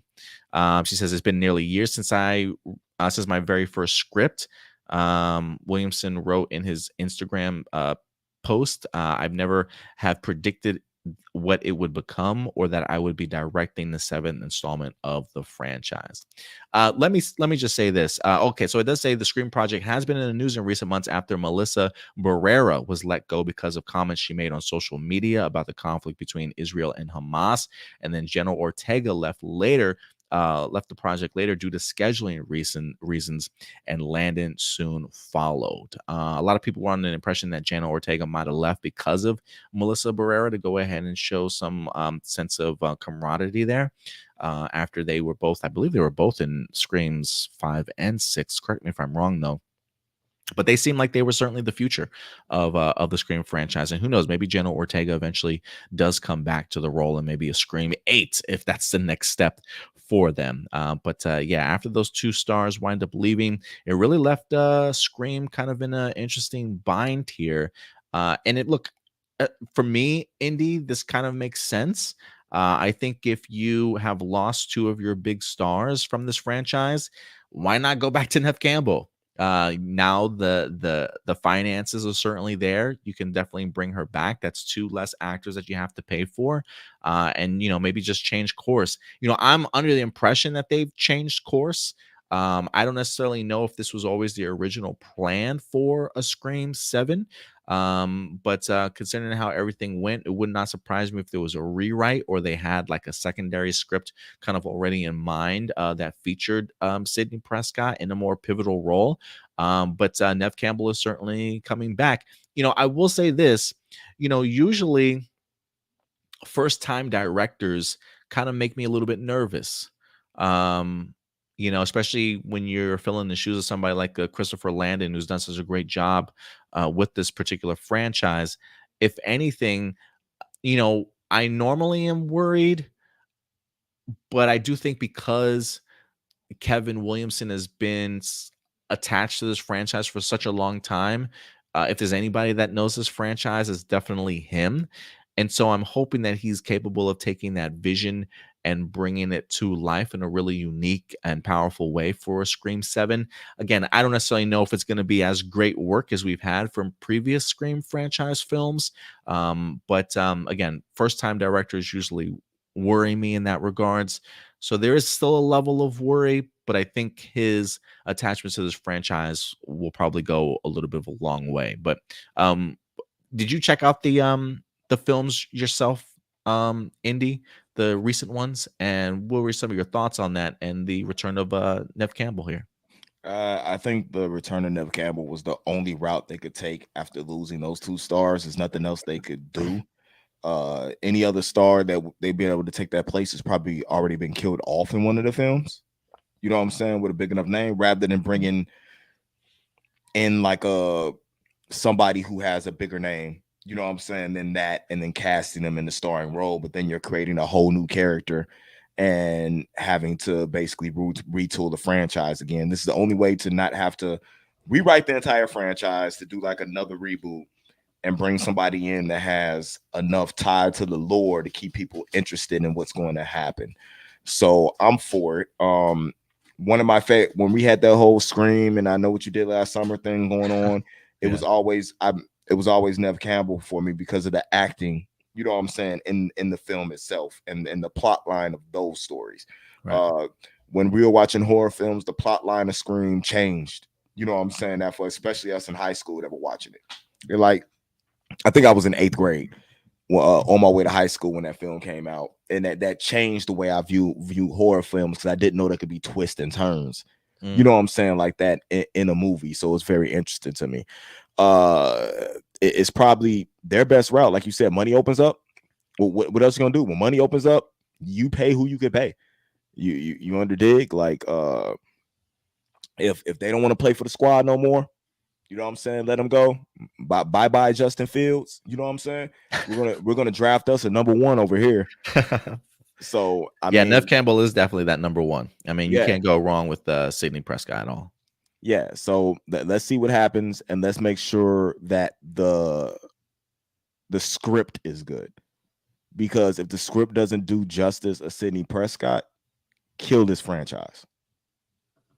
Yeah, this might be maybe a make or break for the franchise itself, but we'll see, guys. But yeah, I think this is big news for her, for the Scream franchise. I think, like you said, if you lose 2 of your big stars, who do you fall back and rely on?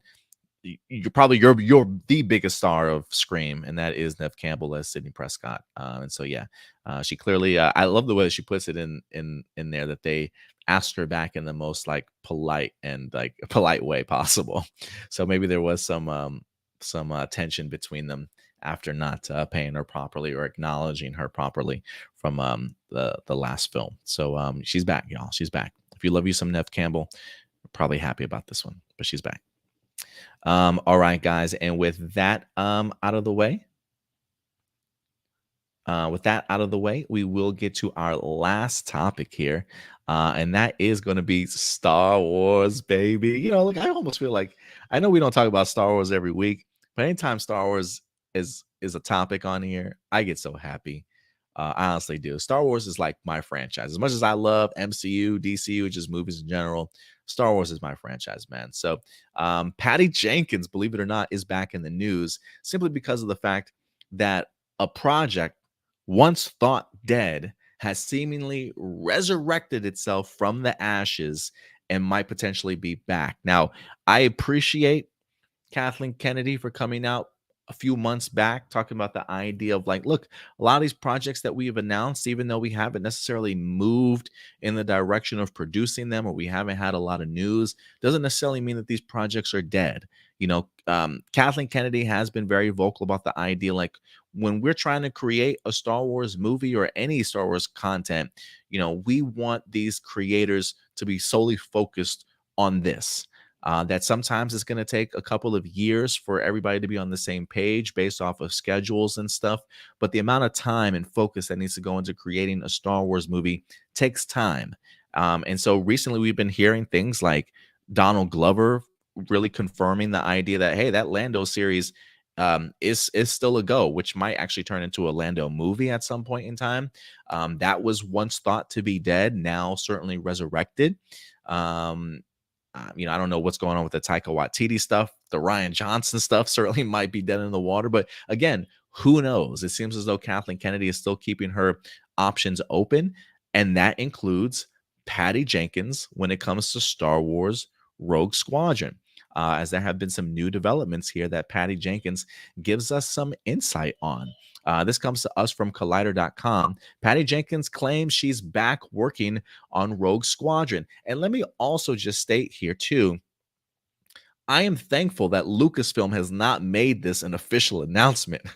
I think that they have maybe learned from some of their past mistakes. Like, yo, we keep announcing things and people keep canceling on us. So let's not say anything until we know for sure this is actually happening. So again, Lucasfilm has not confirmed this. This is coming straight from Patty Jenkins' lips herself. So take this what you will. I know some people would say, look, Adam, I'll believe it when I see it. I don't blame you. I don't blame you. But I do think that this is a fascinating sort of development in here. It says, in a stunning turn of events, Patty Jenkins has claimed that she has signed a new deal with Lucasfilm and Disney to return to work as the writer and director of a Rogue Squadron movie, which was agreed just prior to this summer's strikes.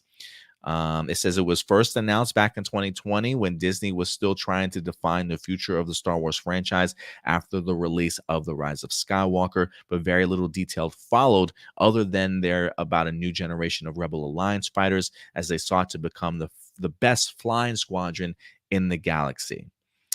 She goes on to explain why. Let's see here. You guys might have recalled they actually wind up doing like a short video of her explaining why she's doing it to honor her father's memory, who was in fact a U.S. Air Force pilot and served during the Vietnam War.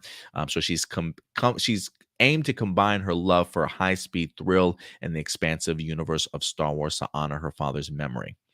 It says now she says she's back in the cockpit after last committing on the project 15 months ago. So she says, so when I left Star Wars to do Wonder Woman, I thought maybe I'll come back to Star Wars after Wonder Woman.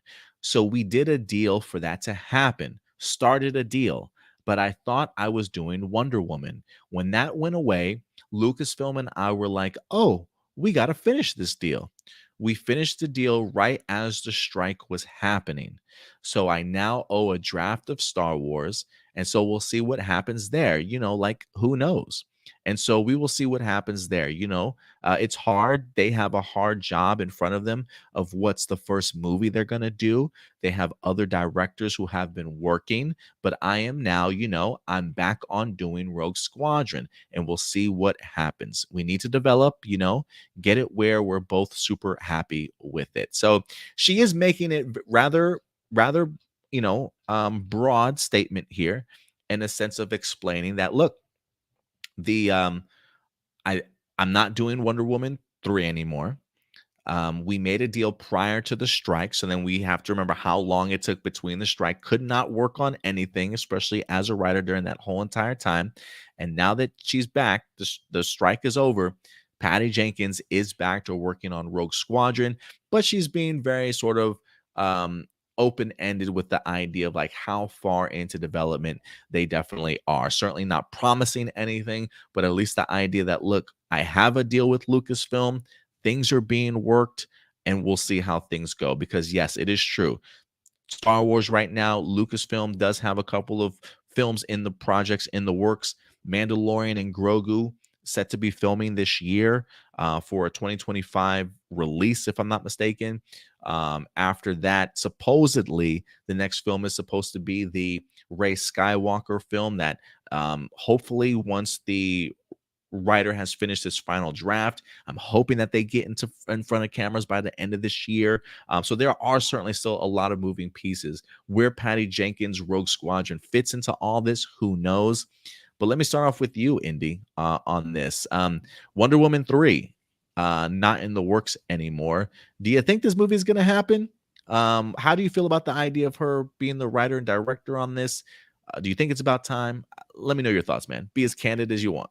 Wonder Woman 3 shouldn't happen, especially after the second Wonder Woman. I don't know. Could Rogue Squadron be a Rogue One type film and have that type of impact that it did? Do we get a scene with Vader flying a TIE fighter? You know what I'm saying? Hunting people down at the end of the movie and just blasting everybody out the air. I don't know. If she really has a conviction to make this movie happen, I'm all for it. But if she isn't 110% in being writer and director, don't do it. That's just how I feel about it. Don't do it. If she's not going to put into it what she put into it, like with the first Wonder Woman movie, leave it alone. Yeah, I mean, if there is, I will say, as far as conviction goes, um, I think the fact that she said, "Look, I wanted to do Wonder Woman 3 first, and then come back to it." So it to me, it always feels as though she's had this in her mind for a while that yes, she wants to come back and eventually tackle this film. With Wonder Woman 3 falling through the cracks for her, it does seem as though now this is her focus. I don't know if Patty Jenkins has anything else on her docket. I thought she was set to go ahead and do if you can look up the IMBD for me and see what Patty Jenkins has as far as like pre-production. I thought she was supposed to be doing a Cleopatra film with Gal Gadot. I don't know if that's fallen through the cracks also. But I am hoping that at least for the next 3 years we have Patty Jenkins full attention in here. I think the fact that she went ahead and made that video, you know, introducing us to like her memory of her father, the past of what her father was involved in, the idea that when it comes to especially like pilots and jets and flying and stuff, aerial combat, it's like a really close place to her heart. So this feels like it has meaning and intention behind it for her to certainly tackle, which is why I think she wanted to return to it after Wonder Woman 3.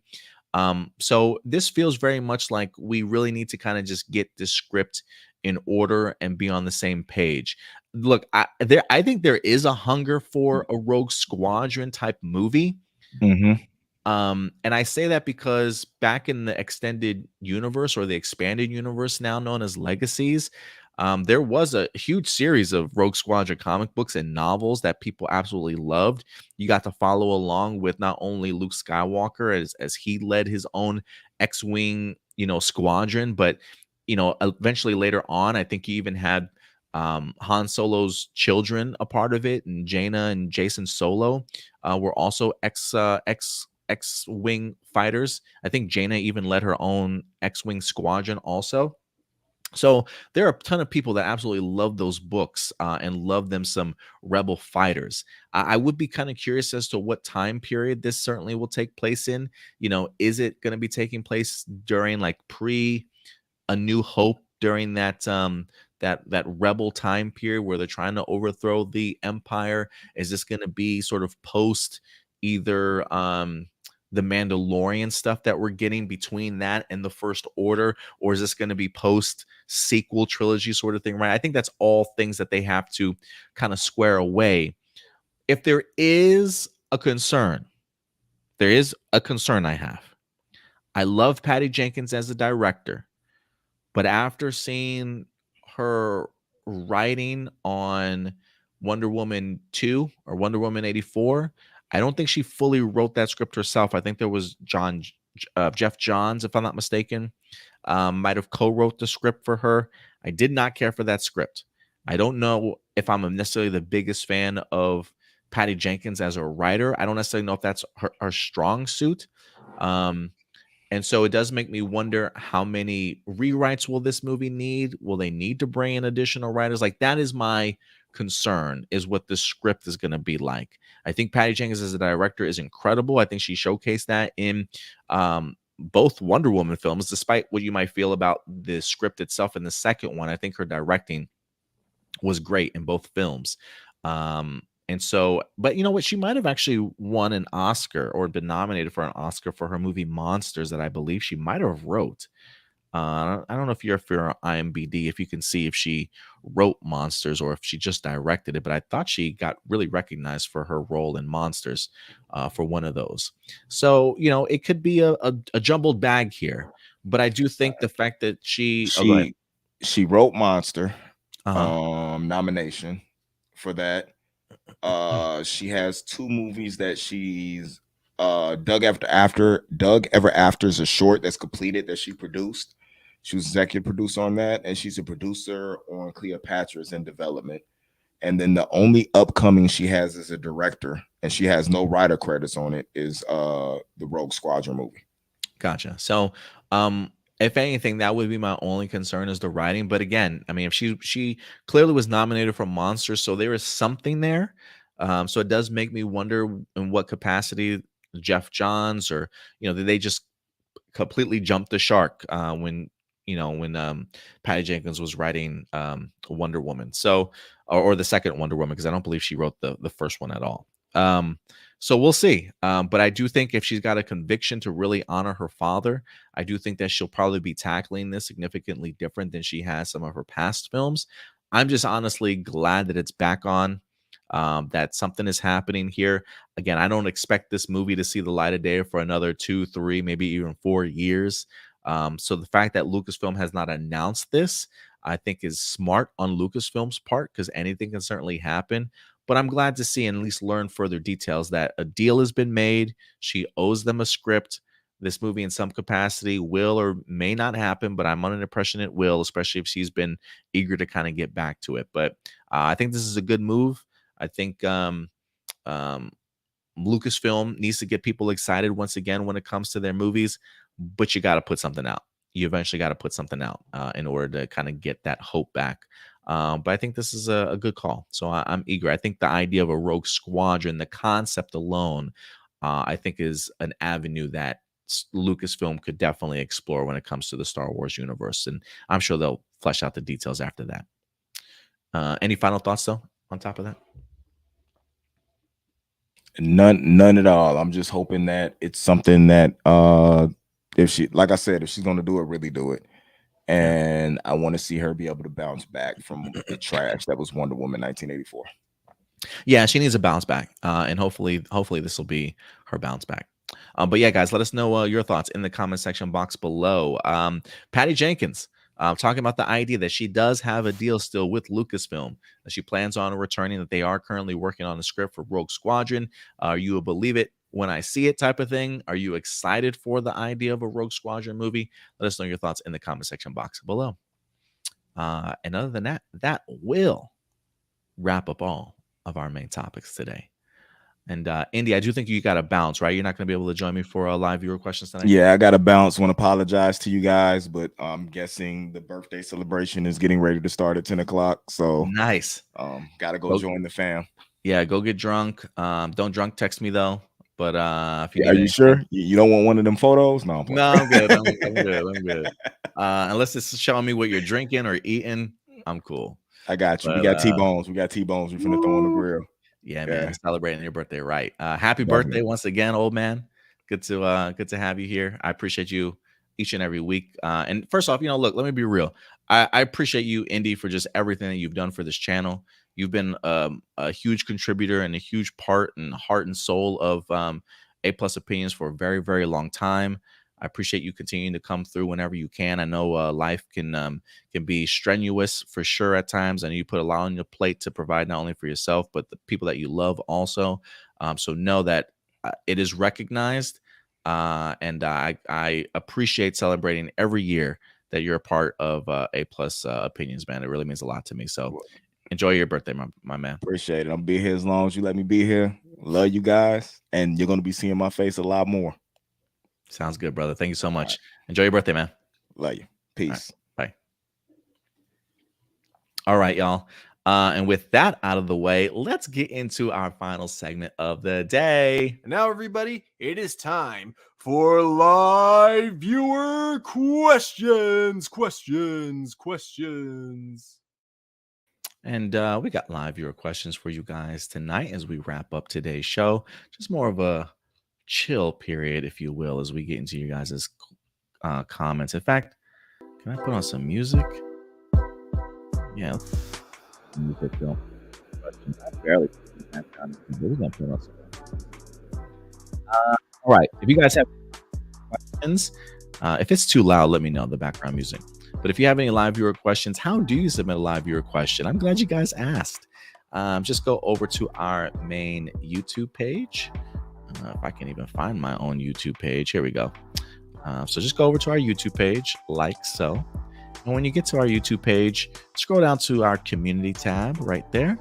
And usually every Friday or mostly on Saturdays, we will go ahead and post a live viewer question post. So feel free to submit your questions down below.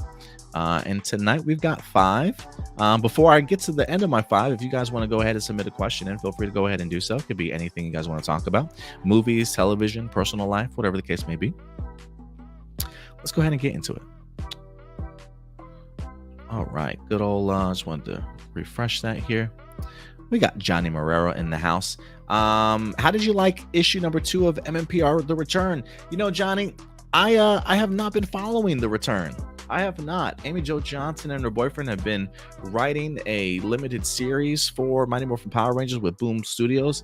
You know, I haven't read other people's reviews, but some of the comments that I've seen on Twitter, people seemingly have been enjoying it so far. I hope you're enjoying it, Johnny, but I have not checked out.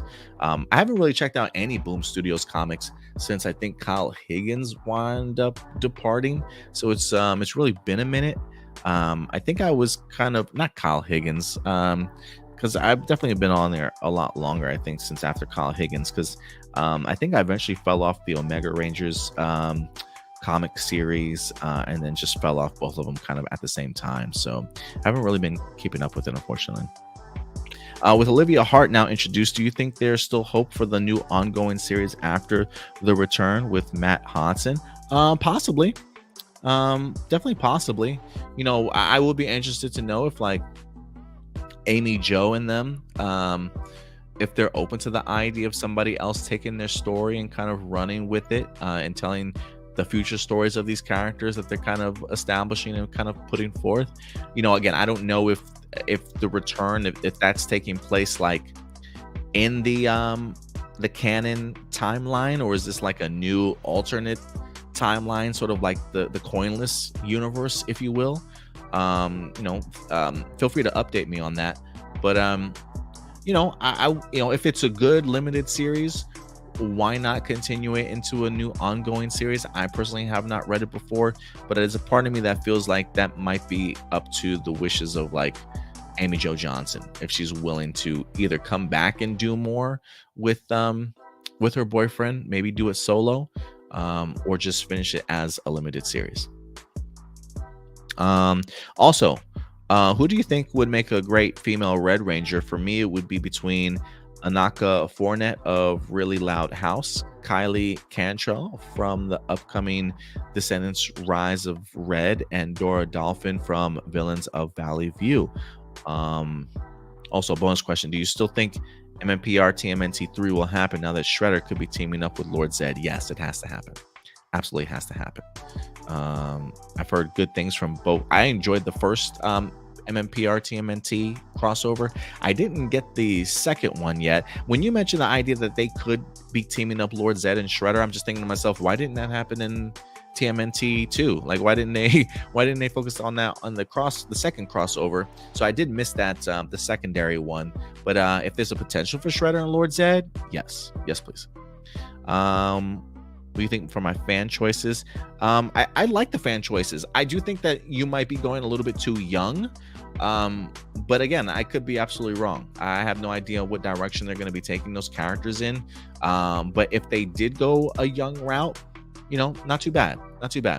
I'm not necessarily the biggest fan of, Jordan Fight as a person. I'm sure is a great human being. But as far as like movie quality, I don't necessarily know if I would be down for him being in Teen Titans level movie. And I don't mean to be disrespectful in that regards, but there are few Power Rangers, and I mean few Power Rangers, that I can see kind of taking sort of like that next step into like a big movie sort of thing. It might be one of the reasons why we really ever see Power Rangers make that big leap into something more. So that's really my only concern. But some of the other names that you've mentioned, I believe, like from probably like Disney shows and things like that. There's definitely been a track record of them going on to do bigger and better things. So always a possibility, man. Always a possibility. Peg C, what's up, Peg C? Couple of questions. How are you doing? With the passing of Akira Toriyama, where do you see Dragon Ball franchise going? I hope it continues. Like it would not surprise me if they took several months, if not like a year or so off, to really not only honor Akira, but to just really come out with a game plan. Like Indy stated before, there is a successor after Akira Toriyama wound up passing. So, I do expect it to certainly continue. It's going to be bittersweet to certainly continue to watch, but as long as, his successor continues to capture that love that Akira certainly have for these characters, along with just solid and great storytelling. I mean, who knows? Maybe Toriyama laid out the final game plan for him, and so he just has to connect the dots for a lot of that stuff. But I'm hopeful. I'm still hopeful. What were your thoughts on the 96 Oscars? I unfortunately didn't get the opportunity to watch the Oscars, which I'm really bummed about, because I continue to see highlights after highlights, and I'm just like, man, I wish I had the opportunity to watch it live. I was in Austin, and I was at an Airbnb, and the Airbnb literally just had streaming. Like, I could not find the Oscars. I think the Oscars might have streamed on like YouTube TV, but nobody in the household had a subscription to YouTube TV. I don't think it streamed anywhere just like for free. I think you had to like subscribe to some sort of program or have like a subscription to something in order to go ahead and check it out. And they didn't even have like regular television there, no bunny ears, no digital antenna or anything like that to catch regular television. So I messed up, man. I messed out on the Oscars this year, unfortunately. Could you refresh the page? Yes, I'll try and refresh the page real quick after I get through these answers. Peg C, what are your thoughts? What are your thoughts on Michael Keaton saying never say never about returning to play as Batman? I say never say never. I say that all the time. I said that about Stephen Amell calling it quits about coming back to Arrow, when he was feeling like after he departed Arrow, he was feeling some type of way about, like, not that he said he didn't need the show anymore, but he definitely came across in the sense of like, I'm too good for this stuff now. And I always said, never burn your bridges, man. Never say never, because you never know the trajectory of what your career is going to go in. You never know what opportunities are going to open up for you.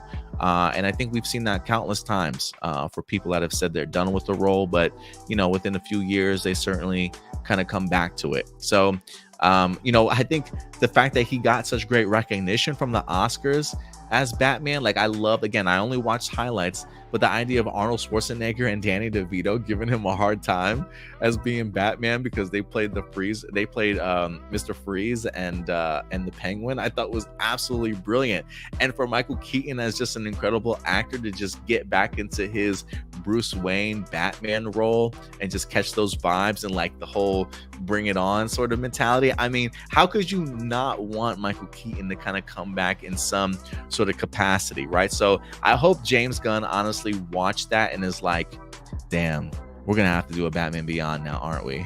So I really hope that this motivates James Gunn to be more open, if he hasn't already been. I feel like James Gunn is probably open to any really great ideas, but he has mentioned in the past, like, look, if we're gonna do any Elseworlds sort of stuff, look, we do have the dilemma of, we got Matt Reeves' Batman out there. Brave and the Bold is probably going to be coming out in several years also. So that's two Batman sort of iterations. Maybe the idea of returning Michael Keaton as Batman or in Batman Beyond might be a little bit too much. But he has said, look, if we're going to do an Elseworlds project, anything, the script has got to be incredible. Like, it's got to be even better than some of the DCU stuff that's kind of being put out. So he's not opposed to it. It's just got to be extremely worthwhile. And you know, Michael Keaton saying never say never. I think this is the right play for Michael Keaton to certainly say that. I personally would love to see him come back, to be perfectly honest with you. Let's see here.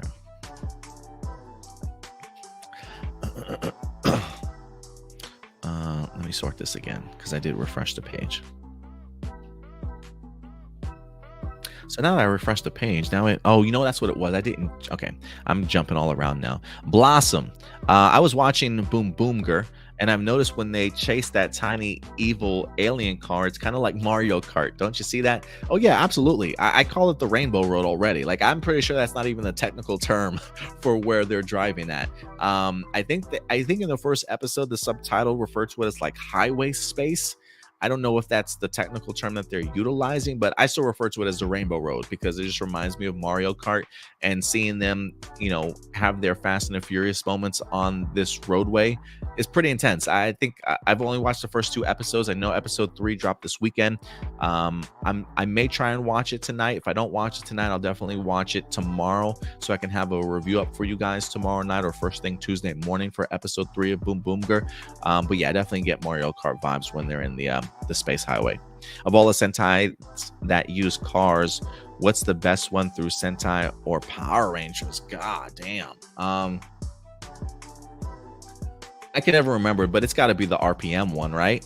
Not RPM.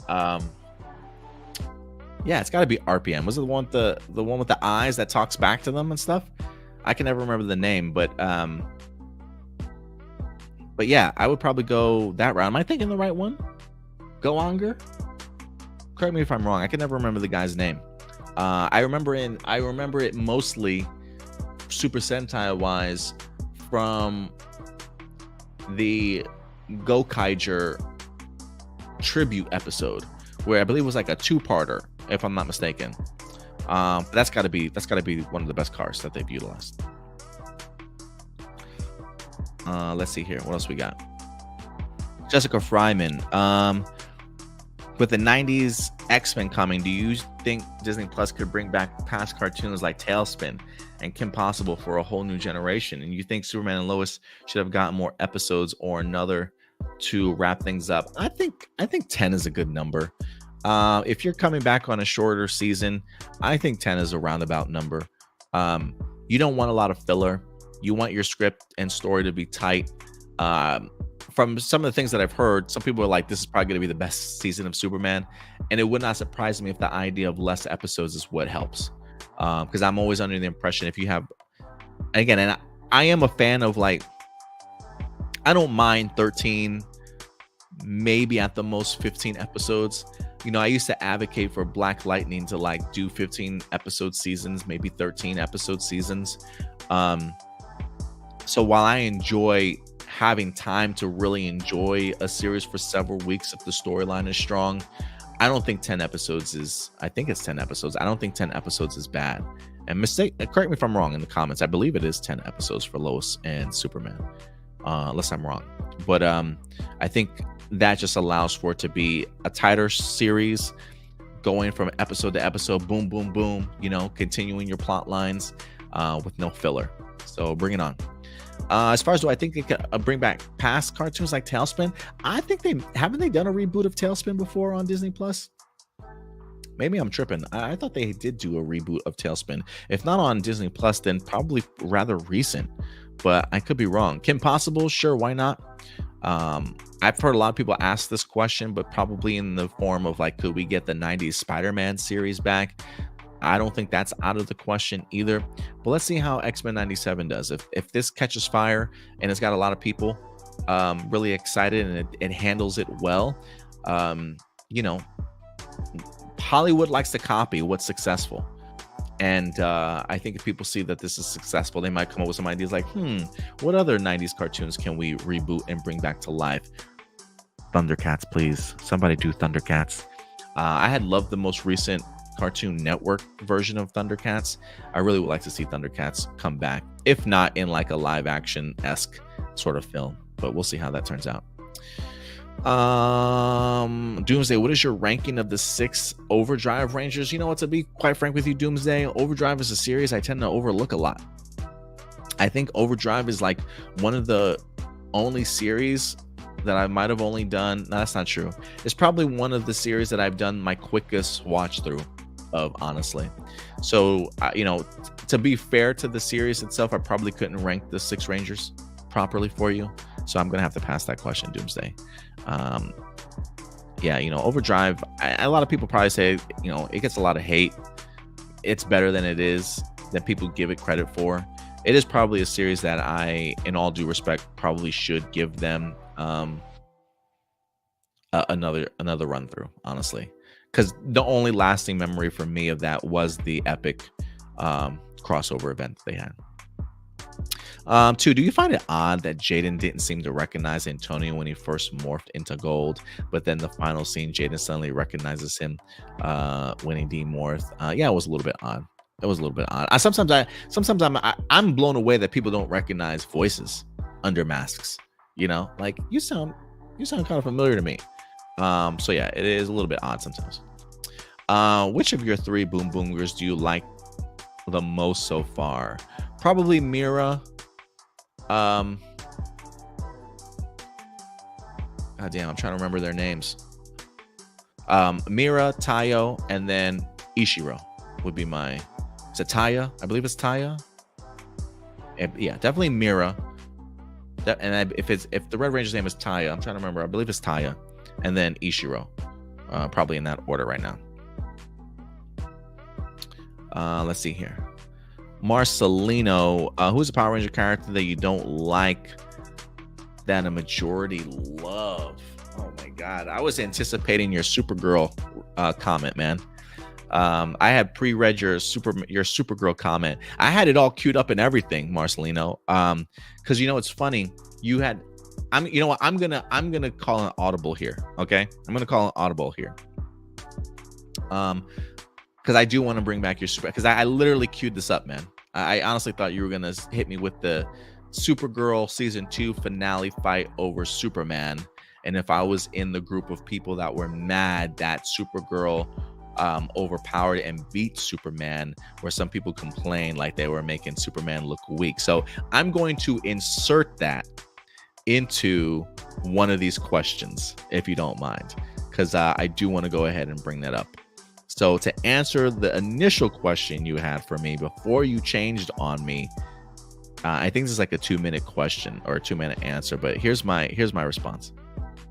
I was beyond impressed with this week's episode, quite frankly. Let's really just talk about the introduction first, right? Because we get to see these 2 Titans, these 2 Kryptonians going at it like never before. Man, last look at young week's me. episode ended off with Superman showing up by Rhea's side, punching Supergirl, and that's really the beginning of our battle. But we come to find out in this episode that Superman is in fact controlled by Rhea by Silver Kryptonite, and so she's able to kind of mind control him, or at least have him do her bidding, sort of thing. And so we get ourselves an epic fight between Supergirl and Superman in this week's episode. Really no holds bar. I mean, these 2 go across the city, not really caring about pedestrians, wherever the case may be. I mean, these 2 Titans certainly go at it, and what ends up being a very clean finish, very definitive finish, mind you. Supergirl knocks the hell out of Superman. I thought it was fantastic, quite frankly. It really reminded me of Smokey from the movie Friday going up to Debo and going, "You got knocked the fuck out." That's really what it reminded me of, quite frankly. I loved it. So I love that Supergirl defeated Superman in this episode. I thought it was fantastic. And then really just the continuation of that particular relationship. Once Superman finally comes through, I just really enjoyed the camaraderie and the chemistry between those 2 characters. I was really kind of kind of hesitant at the whole idea of Tyler playing Superman this season, or at least him being a little bit more involved. But man, they really managed to bring the Man of Steel into Supergirl's show and still very much make it a show about Supergirl, right? I mean, these Supergirl, the Supergirl that we got at the end of this particular episode here is a much different Supergirl that we got at the beginning of this particular season, and you can just see it in the interactions, right? I mean, when we start off season 2, we find ourselves having Kara and Superman, or at least Kara, going to Clark Kent for a lot of her advice, asking questions about what it takes to necessarily be a hero of his caliber, sort of thing. And by the time we get to the season finale, you've got Superman, who completely respects her, gives her the title of like the defender of the earth, sort of thing, because she in fact is stronger, not just in strength but mentally and so forth, which she goes on to explain. You get the changing of tides here between these two characters, and I just really love just the chemistry that they have on screen together. The infusement of Superman in this season has certainly helped and not taken away from the Supergirl character at all. So I'm really pleased, and eating my words, because last season I was not liking it whatsoever, but honestly it was for the good of the show, and I'm really glad that they included Superman this season.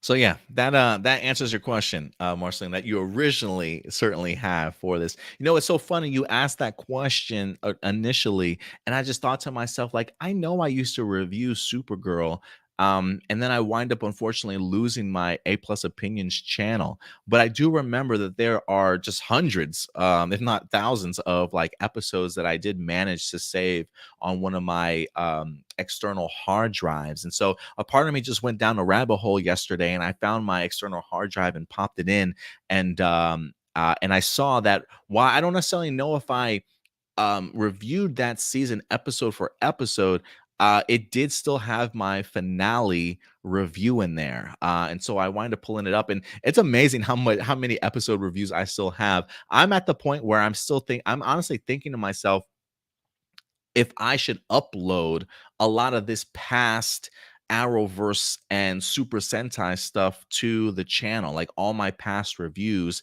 maybe just for content alone. I would be kind of curious if they would garner any traction or viewership, sort of thing. But for those of you who don't remember, I started doing YouTube back in like 2012, talking about Super Megaforce or Megaforce series. And so I've got a ton of Power Ranger content, videos, reviews, a bunch of old Arrowverse stuff, a lot of my old Gotham reviews, Super Sentai reviews from the past. Also, if you guys want me to upload some of my old material when we were just A+ Opinions, before we even turned into like A+ More Phenomenal and what we have now at A+ Hero Report, let me know, because I did manage to save some of them. And so I am thinking about returning it. So I'm hoping you're cool, Marcelina, with me at least answering one of your past questions.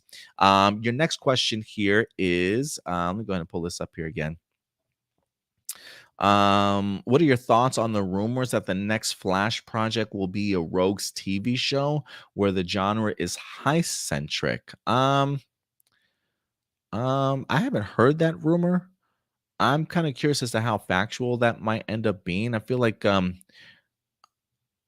James Gunn might have something else in mind for Flash, but I don't know. He hasn't even mentioned anything Flash related, or anything television wise.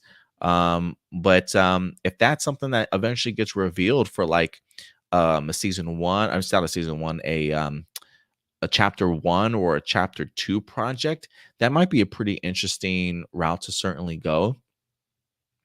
The idea of a Rogues TV show, I mean, God knows the Flash has so many. That would almost feel like elements of like a Gotham-esque type of show, I think. But the idea of high-centric, that sounds pretty fascinating. I wouldn't mind seeing the Rogues, but from like a villain perspective. And if anything, I would be more fascinated to know like which Flash he would tackle. Would that be like a Wally West? Is that an Impulse? Is that a Barry Allen sort of thing? So I don't know, but I'd have to hear more details on it. But the idea of a Rogues TV show, villain centric, it sounds promising. I asked you this before, but you couldn't answer me because you did not see it. But did you watch HBO Max Santa? No, I have not seen it. Santa Inc. I have not checked that out. Yeah, I have not checked that out. As far as a Power Ranger character that you don't like, that a majority love.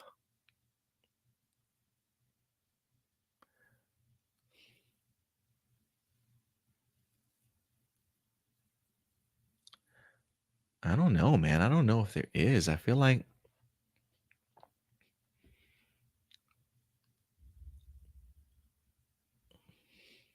a Power Ranger character that you don't like that a majority love. I feel like the people that have majorities of people that they love, I'm like, okay, I'm down for that. If somebody said majority of people love Justin, then yeah, I would totally pick Justin for sure. But there's really not that many characters that like I don't like. I'm not to say like I love them all or anything like that, but I mean, who was it Noah? I didn't really care for it. Was that Noah in Megaforce? But I didn't really care for him, but I don't know if people love him. I don't know. I'm gonna have to think on that one, Marcelino. Let's see people start throwing out some names. I don't really know off the top of my head. Marcelino says, well, it's only a rumor, so don't take it seriously. I just wanted to bring it up and have fun. Yeah. Yeah, like I said, if it's as a rumor, yeah, I hadn't heard anything about it. So yeah, I can understand it being a rumor for sure. It does intrigue me though. The Rogues TV show does intrigue me. But all right, guys. I think that is going to do it for this week's episode. Let me go ahead and refresh this page though, just to double check. Yeah, I think that's the only 6 comments that we had. So thank you guys so much for always participating and coming through with your amazing questions as always each and every week. But that will do it for our episode of A Plus Hero Report. Just a quick channel update. Again, Boon Boomger Super Sentai episode 3 review will be up at the beginning of this week. I don't know if I'm going to watch the episode tonight. But if anything, I definitely will check it out tomorrow. Probably record. If it's not too late, maybe I'll post it tomorrow night. If not tomorrow night, then definitely first thing on Tuesday. So expect Boom Boomger for you guys. Also, The Ones Who Live, episode 4, I believe, is this week out of 6. So I'll definitely be catching up on that as well. So again, expect that either Tuesday or Wednesday, but you definitely will be getting at least those 2 reviews. My Damsel review from the Netflix movie is currently up. Go ahead and check that out. I believe Indy stated he's going to try and do a review for Code 8, the sequel, I think. So he might have a review up for you guys in that regards. There are a couple movies coming out here within the next couple of weeks I want to go ahead and certainly check out for myself. I believe there's a Rebel Moon season part 2 trailer that's set to go ahead and release tomorrow. I may finally finish Rebel Moon. I may just go ahead and knock that out because I was in the middle of watching Rebel Moon and wind up getting sidetracked and end up getting busy with life. So if I do have some time this week, I probably will finish Rebel Moon and see if I can have a review up for you guys sometime this week. And then, of course, we'll have another live episode of A Plus Hero Report next Sunday for you guys. The time certainly may change. It may not be. The only reason why we usually have Sunday night A Plus Hero Reports is I watch Kiddo usually during the day. The girlfriend works on Sundays, and sometimes if I can't get one of the grandparents to watch Kiddo, then I usually will just have to wait for her to get home. So that's why we do the Hero Reports late on Saturday nights. Just a little bit of a insider for you guys to know. So Hero Report may be coming to you maybe early afternoon next Sunday. So definitely stay tuned for that. But other than that, guys, I think that might be everything for us. But yeah, I'll certainly see you guys next weekend. If you're not following us on social media, please go ahead and do so right here at A Plus Opinions. Very active over on Twitter. Our main page is really our Facebook page. We post posters, trailers, news updates on some of your favorite fandoms and franchises on our Facebook page. So if you want to keep up to date on all the news, that's the place for you guys. And then we usually take our 6 topics from what we post throughout the weekend and talk about them here with you guys. Again, we're also over on Instagram. If you like your forum communities, we do have a Discord for A Plus Opinions. There's a link in the description box below for our Discord. Follow us over on TikTok at Hero Report. You can catch us over on Threads at A+ Opinions, and Spotify as well, wherever you listen to your audio podcasts as A+ Hero Report. So find us there, guys. We'll see you throughout the week. Keep you updated, and we'll see you next Saturday. But until then, do me a big favor, as always, guys. Take care of yourselves, take care of each other, and keep it A+. We'll talk to you guys later. Bye.